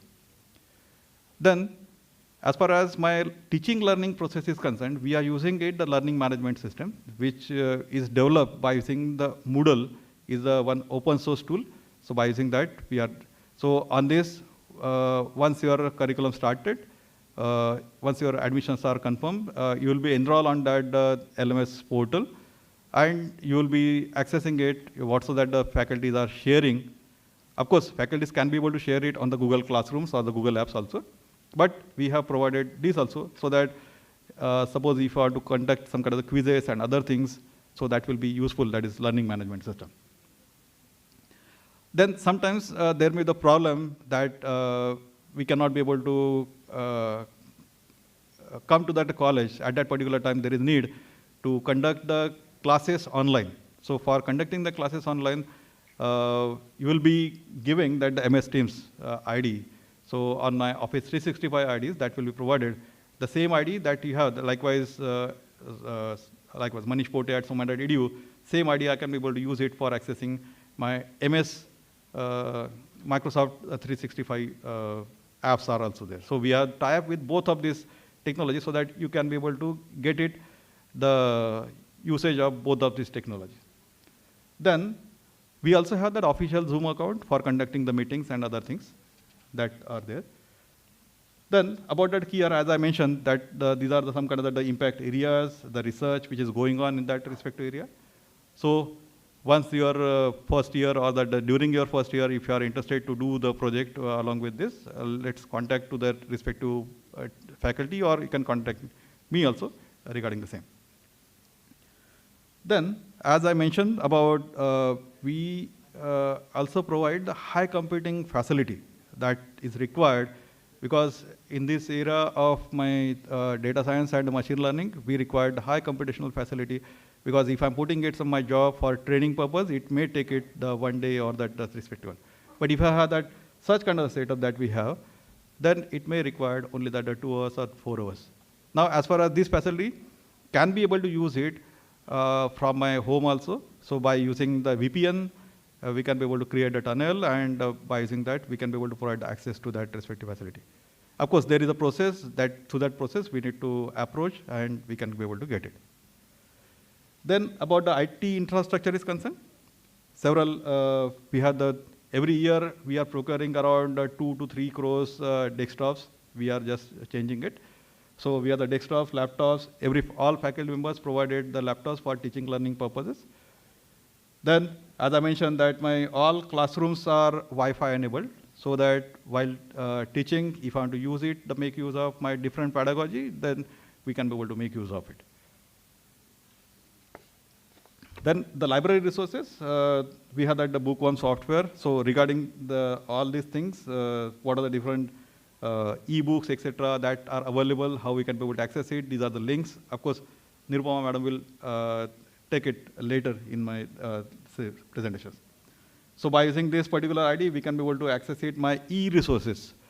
So different e-resources which are available in our college.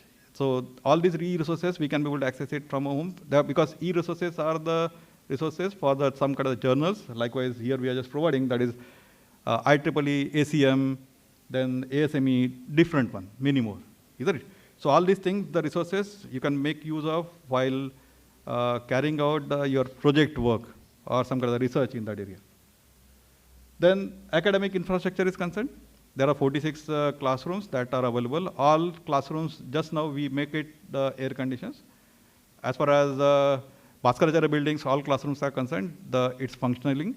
As far as Aryabhatta building, some outdoor units are not fixed, so that's why it's not available presently. But in a 1 week or 2 weeks time, it will be operational. Then regarding the different departments, I will just, because those who are belongs to that respective department, then they will going to learn about what exactly that facility provided by the department, isn't it? So we recently developed the Apple Mac Lab, which is catered to that 20 different Apple Mac machines, 5 Apple Mac laptops, and 1 iPhone that also we have provided. So that mobile application development, the course that we just want to learn, not only on this particular technology, but also on the other technologies, we would just want to.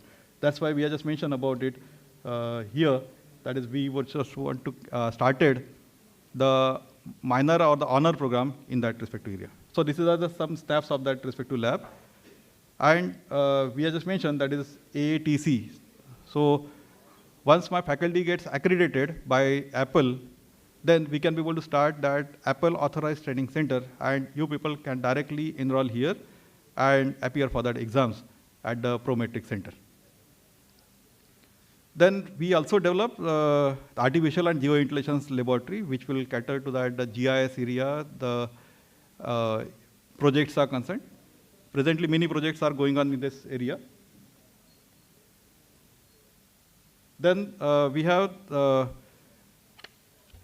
SOC CCIL lab, that is Security Operations Center for Cyber Security and Cybercrime Investigation is there. So those who are interested in that respective area, in our college, there are 3 different laboratories which are provided independent network access, that is separate lease line in the sense for accessing my internet, we provided the separate lease line to that respective laboratory so that I can be able to carry out my experimentation in the controlled environment, which will not be affecting on my other laboratories are there. Then in the electronics department, we have that AR/VR laboratory, which consists of different setups for that the AR/VR, likewise the 3D chair, then that lenses, etc. that we have. Then drones some of the drones are developed by our students also, and some of the drones we have procured, and students are using drones for the specific applications development there. Then we have the Center of Excellence, that is phase 2. There is automation lab that is available in that electronics department that we have. Next, about the telecom department, we have the Wireless Communications Center of Excellence in the telecommunications lab. Then Cisco Center of Excellence is available. So this Cisco Center of Excellence, we are providing the students CCNA training, CCNP, the different certifications which is offered by the Cisco. So these certifications you can be able to carry out in the college. Other than your academic time, we can be able to complete training and then appear for the test outside the colleges. Then this is the lab which I am just talking about, the third one, about that security. That is a Euclid, that is a acronym that we are given it for my blockchain. So blockchain related projects, if you have, that we are promoting it in this lab. Then mechanical department, many different equipment that we have procured. One is the UTM that we have procured last year. Then about the aerodynamics lab, we have procured the wind tunnel. So those who want to study about that aircraft and other things, aerodynamics is there, then we can be able to carry out the study in that wind tunnel. Then CNC lathe machines, so that we completed here. Then facilities which are provided for the specially able students. So majorly what are these facilities as far as these first 3 are there, 4 are there. So those who are having the low vision or the without vision students, so we are providing this facility, that is a JAWS screen reader, skin magnifier, then text-to cloud. Now as far as this app is concerned, which is developed by a student, and this is available on the Play Store, so that this app will be read out my contents and it will be audible to the student, those who are not able to read the contents there. The RAMs are also there, and especially Rebel toilets are there. Then the ID card process. So all of you are aware about that, how to get the ID cards? How many of them are getting the ID cards? No. Okay. So there is a process. So when you are going onto that My Account portal, there is one tab which is provided for the ID card. So first of all, you need to book your appointment, book your slot, isn't it? So for that particular purpose, like this, the screen will be appear once in that your My Account portal. Book the slot and reach to that ID card office on that respective day and time as per your availability and as per that the ID cards availability. So they are providing the respective one, the grid in which you can be able to check out one of the slot and you book it, your appointment. And you can go directly there for your ID card. So they are taking the live photo of yours and your ID card will be given it in a 15 minutes time. So once you are getting it that appointment confirmations, you are getting it this on your personal mail ID that we have. So this is the address of my ID card office. So which is located, as I mentioned, that is the Vinaya Mandir, isn't it? So which is just K.J. Somaya Arts and Commerce College, near that it's available. So these are the timings and this is the contact for that ID card office. And the last one about whenever not only that the student, the faculty, staff members has some kind of the stress and some kind of the problem, personal problems are there, isn't it? So the counselor is provided in our campus, in our this building itself, just besides our auditorium. So those are having some kind of the problems later also, they can without hesitation they can visit to Kshitija ma'am. So that's it from my side. Thank you, all of you.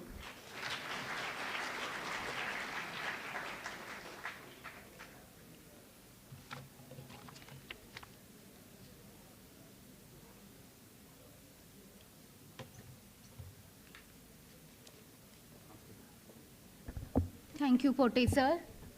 I hope you all make the maximum benefit of all these resources available to you. Next up, we have Dr. Nirupama Warrior. She's the librarian at KJ Samaya College of Engineering. She'll talk about the library resources available to you.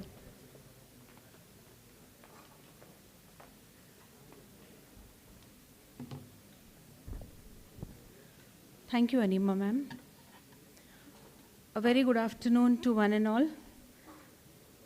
After the inaugural session yesterday, you all have had sessions this morning regarding your curriculum, your examination system, the research and other things. So I will just take it from there and brief you about the library and the resources that you will be accessing for all these activities. Can you just go to the next slide? So as you know, we have two buildings, Aryabhatta and the Bhaskaracharya. The library is situated on the second and the third floor of the Bhaskaracharya building. And we have two sections, the reference section and the home issue section. Reference section and the home issue section. And each department also has a departmental library where you have the basic requirements. You will have to approach the department for those departmental libraries. And as we are a university, we also have the Somaya Vidyavihar University Library, which currently functions from the fourth floor of the Bhaskaracharya building. So this is the home issue section. I just wanted to show some pictures. This is the self-issue kiosk where you can issue and return the books at your convenience. We also have the RFID gate. So in case if you are just referring to the books when you are in the reference section or in the home issue section, remember to leave the books in the library itself, or in case if you do not finish the issue process, the alarms will go on. This is a digital library center because if students are coming without their own devices, they can just sit in the library and go through the e-books, e-resources that are available. Periodical and the reference section where there are separate books available where students can sit in the reference section and refer to the collection. Now, as far as the timings go, the library opens at morning 8 a.m. and it is open up to 10 p.m. so that even if after your classes, if you want to sit and read, you have the facility. The issue counter closes at 6 p.m. From 8 in the morning to 6, the counter is open. Now, Potesa just mentioned about the ID card. That will also be your library card. You need not have any special membership for that. Any student who takes admission to Somaya Vidyavihar University, they get the ID card, which is also their library card. So whenever you come to the library, bringing the ID card is mandatory because for issuing, either through the self-issue or at the counter, you need to produce your ID card. Without that, the issue will not take place. And as a UG student, you can take 5 books for a period of 7 days. And I have written one-time self-renewal. That is, after 7 days, once at your own self, you can self-renew the book. And then you will have to return the book in the library counter. So these are the timings.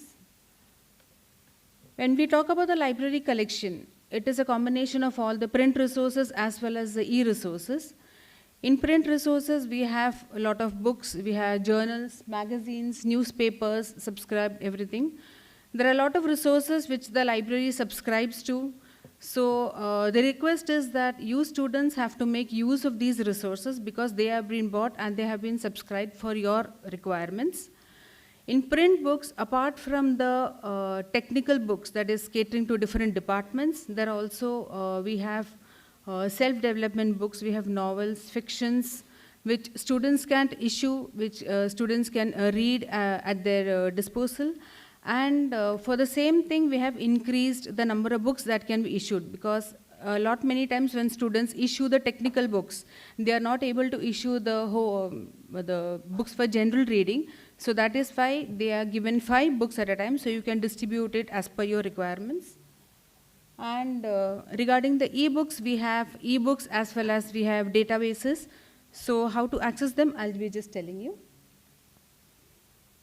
Now, once you come to the library, even if when you are out of the library, if you want to know what are the collection of the library, whether a particular book that you require is available or is it issued by somebody, you can go to the online public access catalog. You can log on to opac.somaya.edu. This will give you a collection of all the Somaiya libraries. It is not limited to Somaiya Vidyavihar campus only. So the books that are available at the medical college, which is there in the Sign campus, all the books are available.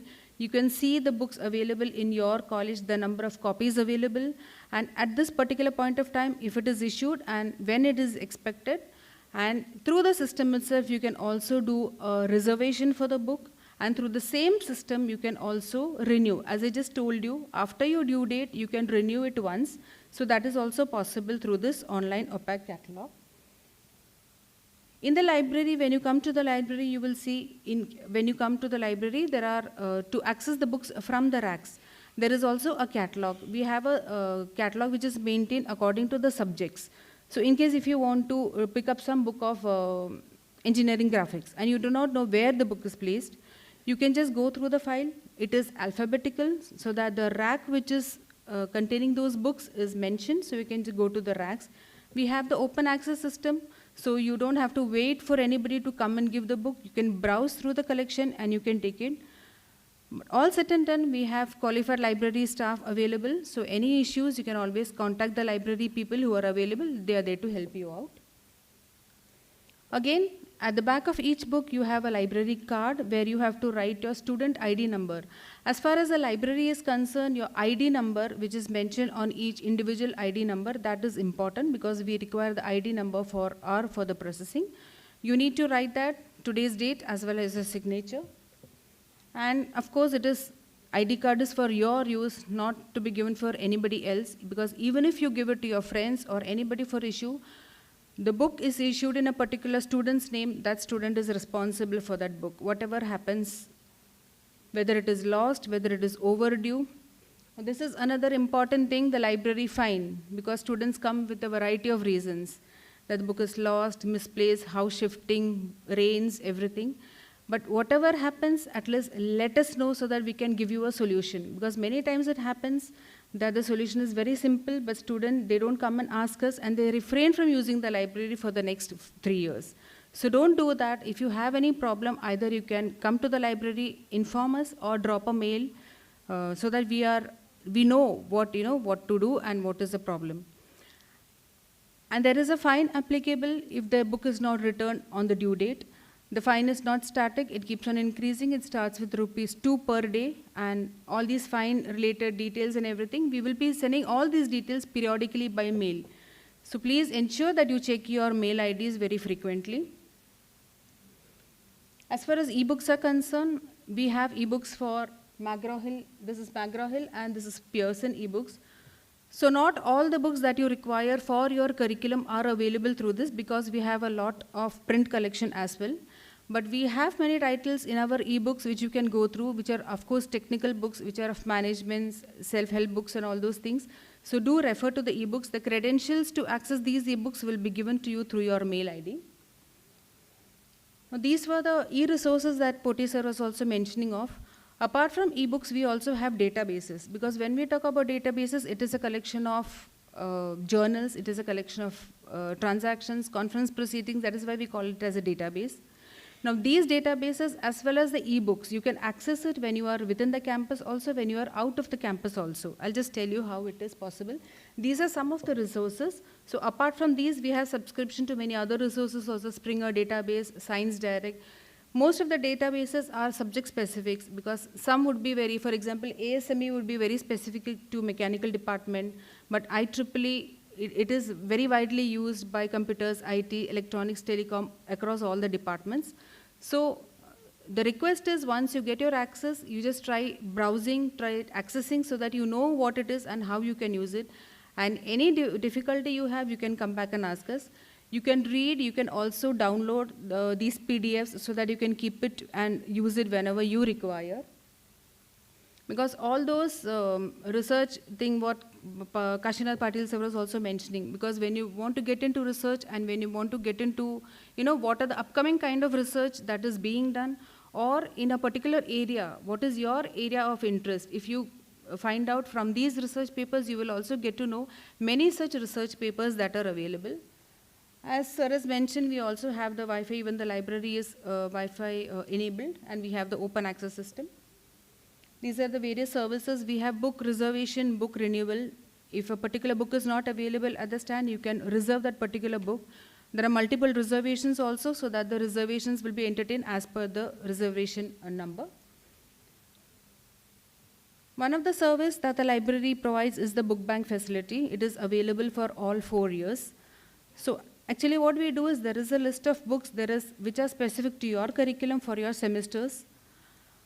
At the beginning of the semester, at the beginning of the academic year, we'll send all these details through mails so that you will be exactly knowing when this book bank service will be open. Well, you can issue a maximum of 10 books at a time. It will be available at a 15%, you'd have to pay 15% of the cost of book, which is the reading charge of the book.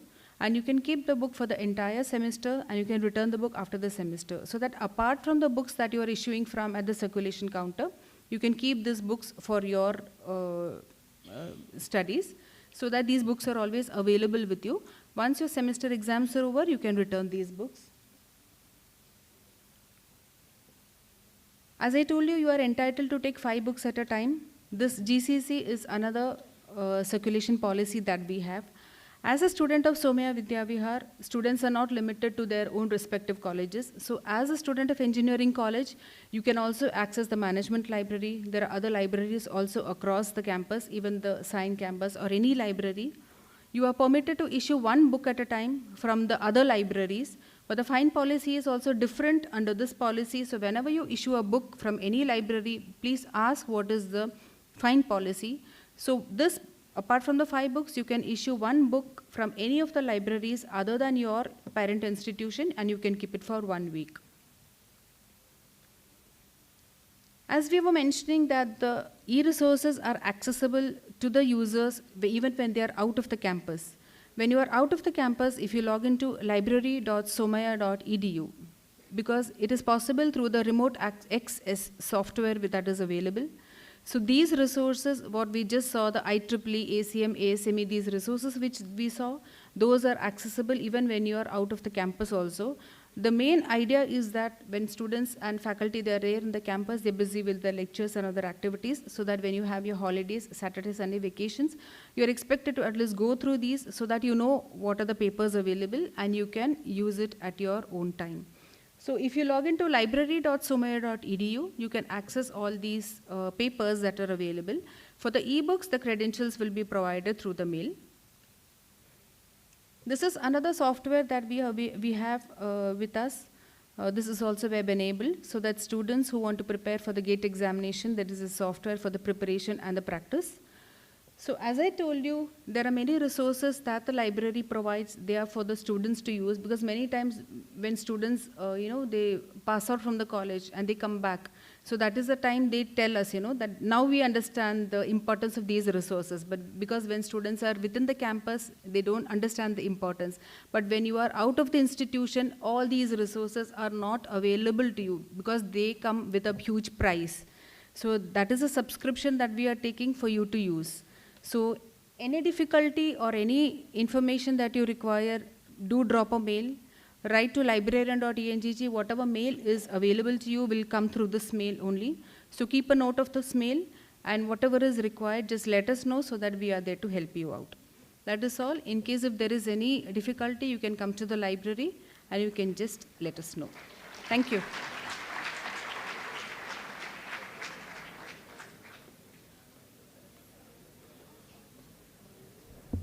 Thank you, Nirupama ma'am, for the presentation.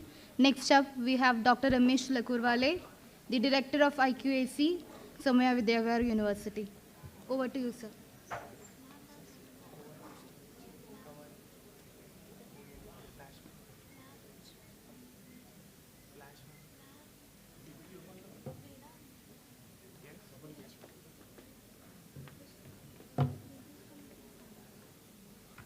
Good afternoon, friends. I know that you are all hungry, looking at your face. So in fact, my session is planned for half an hour, but I will finish in 10 minutes.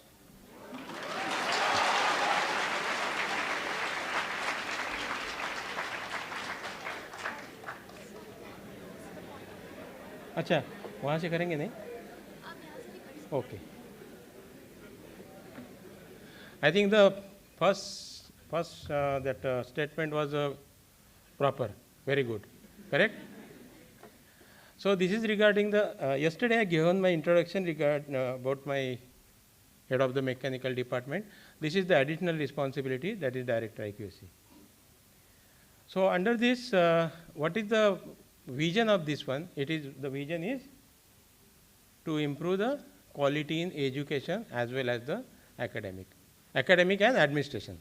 This is the main motto of this IQAC, Internal Quality Assurance Cell. Under this, there are various committees are there. I am going to introduce each committee one by one, and if you face any problem related to that, how to approach and where to approach.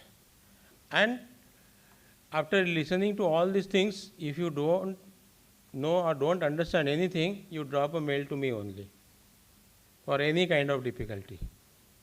Okay? You will get the reply within half an hour. So here I given my mail ID. This mail, one single mail ID is enough.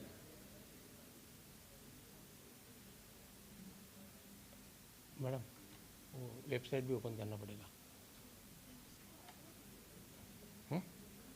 somaya.edu वो मैं बताता बाद में at end. So this already I told you what is the vision, mission of that. What is the purpose of IQAC? These various committees and cells, these are the mandatory requirement of University Grant Commission as well as the National Accreditation Council. That's why we have to do it. Now the first one is we are having the psychologist, counselor. If you face any kind of problem related to that, you can approach to her. The timing is given over here, okay? Monday, Tuesday, Thursday. During the specific time you go there, she will be available. Then Women Development Cell. You will find the details over here. What are the committees member, what are the activities as concerned, how to contact, okay? Helpline number, everything is given over here. Various activities we are conducting under this every year. Then special cell, it takes care of SC, ST, OBC as far as the reservations are concerned. What are the committee member? What is the email ID? That is given over here. Then equal opportunity cell, this is related to the PWD students. We are giving equal opportunity to them also. We are framing the separate question paper. We are providing the facility for teaching learning. Okay. Then Green Campus Initiative. Under this we are conducting the audit for Green Campus Initiative, that is electrical audit, environmental audit, and one more audit is green audit, environmental audit, and electrical audit. Then most important is anti-ragging committee. We have zero tolerance as far as the anti-ragging is concerned. Last year we had one case, we have resolved. This year also we got one case, we have resolved it. So you are safe in all the way. So you do not worry. Above that there is an anti-ragging squad. Anti-ragging squad. So that person may be in and around with you may or may not be knowing this is from that committee. So this way that persons are more vigilant. Next is grievance redressal commission for the student. If you find any kind of difficulty, any kind of complaints you are having, you can write the mail. Okay, details are given over here. Mail ID is given. If you go to, if you refer this site, you will get the details of that.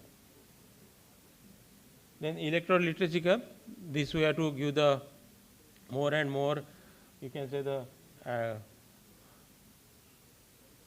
awareness about the elections. then committee member is also given and the email ID is given over there. Then feedback. This is the most important committee for you. Okay?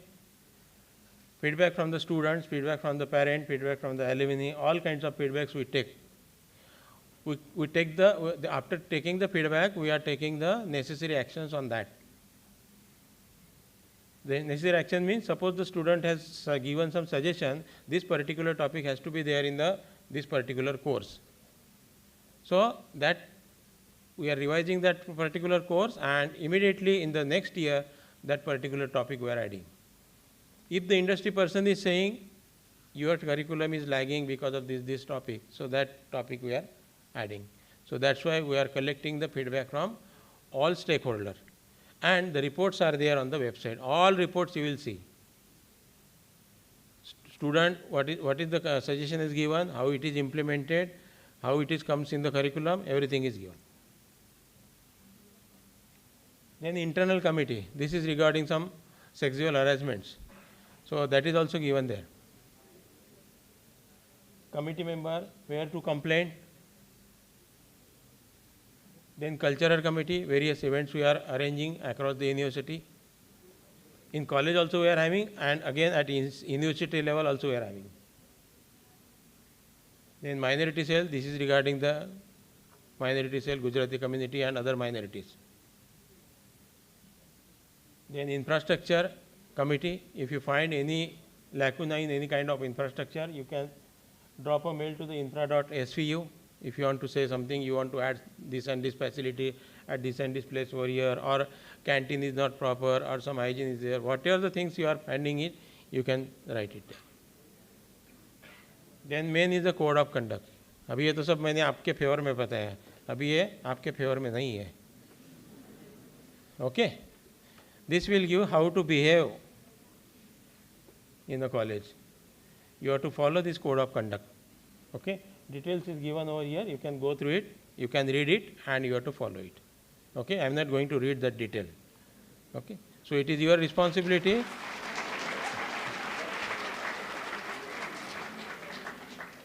So it is your responsibility. You have to read and you have to follow. खाली पढ़ के भूल ना जाने का. नहीं तो इधर से पढ़ेगा उधर भूल जाएगा. हाँ?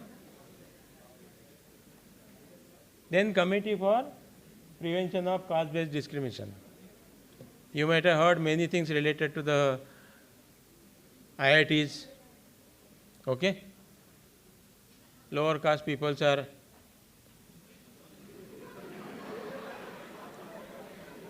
that is the current situation, or you can say the scenario. So for that the government has taken the initiative, we have framed the committee and we are taking the corrective action on that. Next is the final. Madam, yes, site open karo.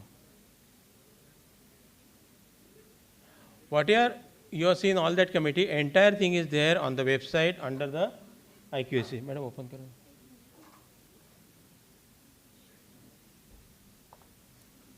नहीं तो copy paste करो address bar पे.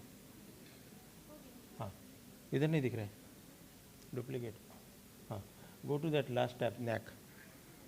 हाँ, see here on the main website you see NAC/IQAC. हाँ, click कर दो.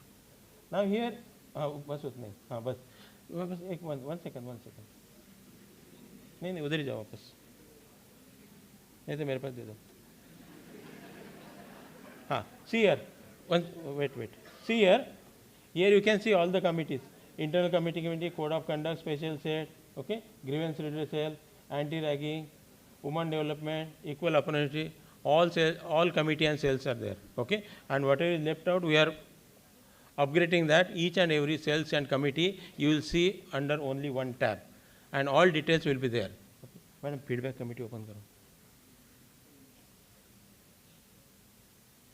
Now see, this is the go down. So see, this is the composition of that committee, who is the convener and various members are there. Here we have put the reports. Madam, go down. Reports, overview of the feedback and mechanism, analysis of the report 22-23, 2023, 2020, feedback received from the student, alumni, faculty. So this way all the pages has been develop. I hope this is clear to you. Okay, thank you.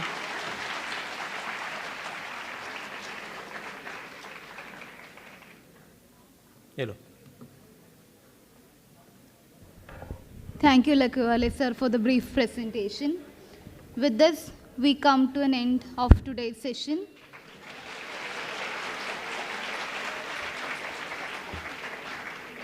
Follow your schedule for document verification, and we'll meet tomorrow here in the auditorium at the same time. Students, be seated. You will all be exiting through the front door. You will be guided for your exit.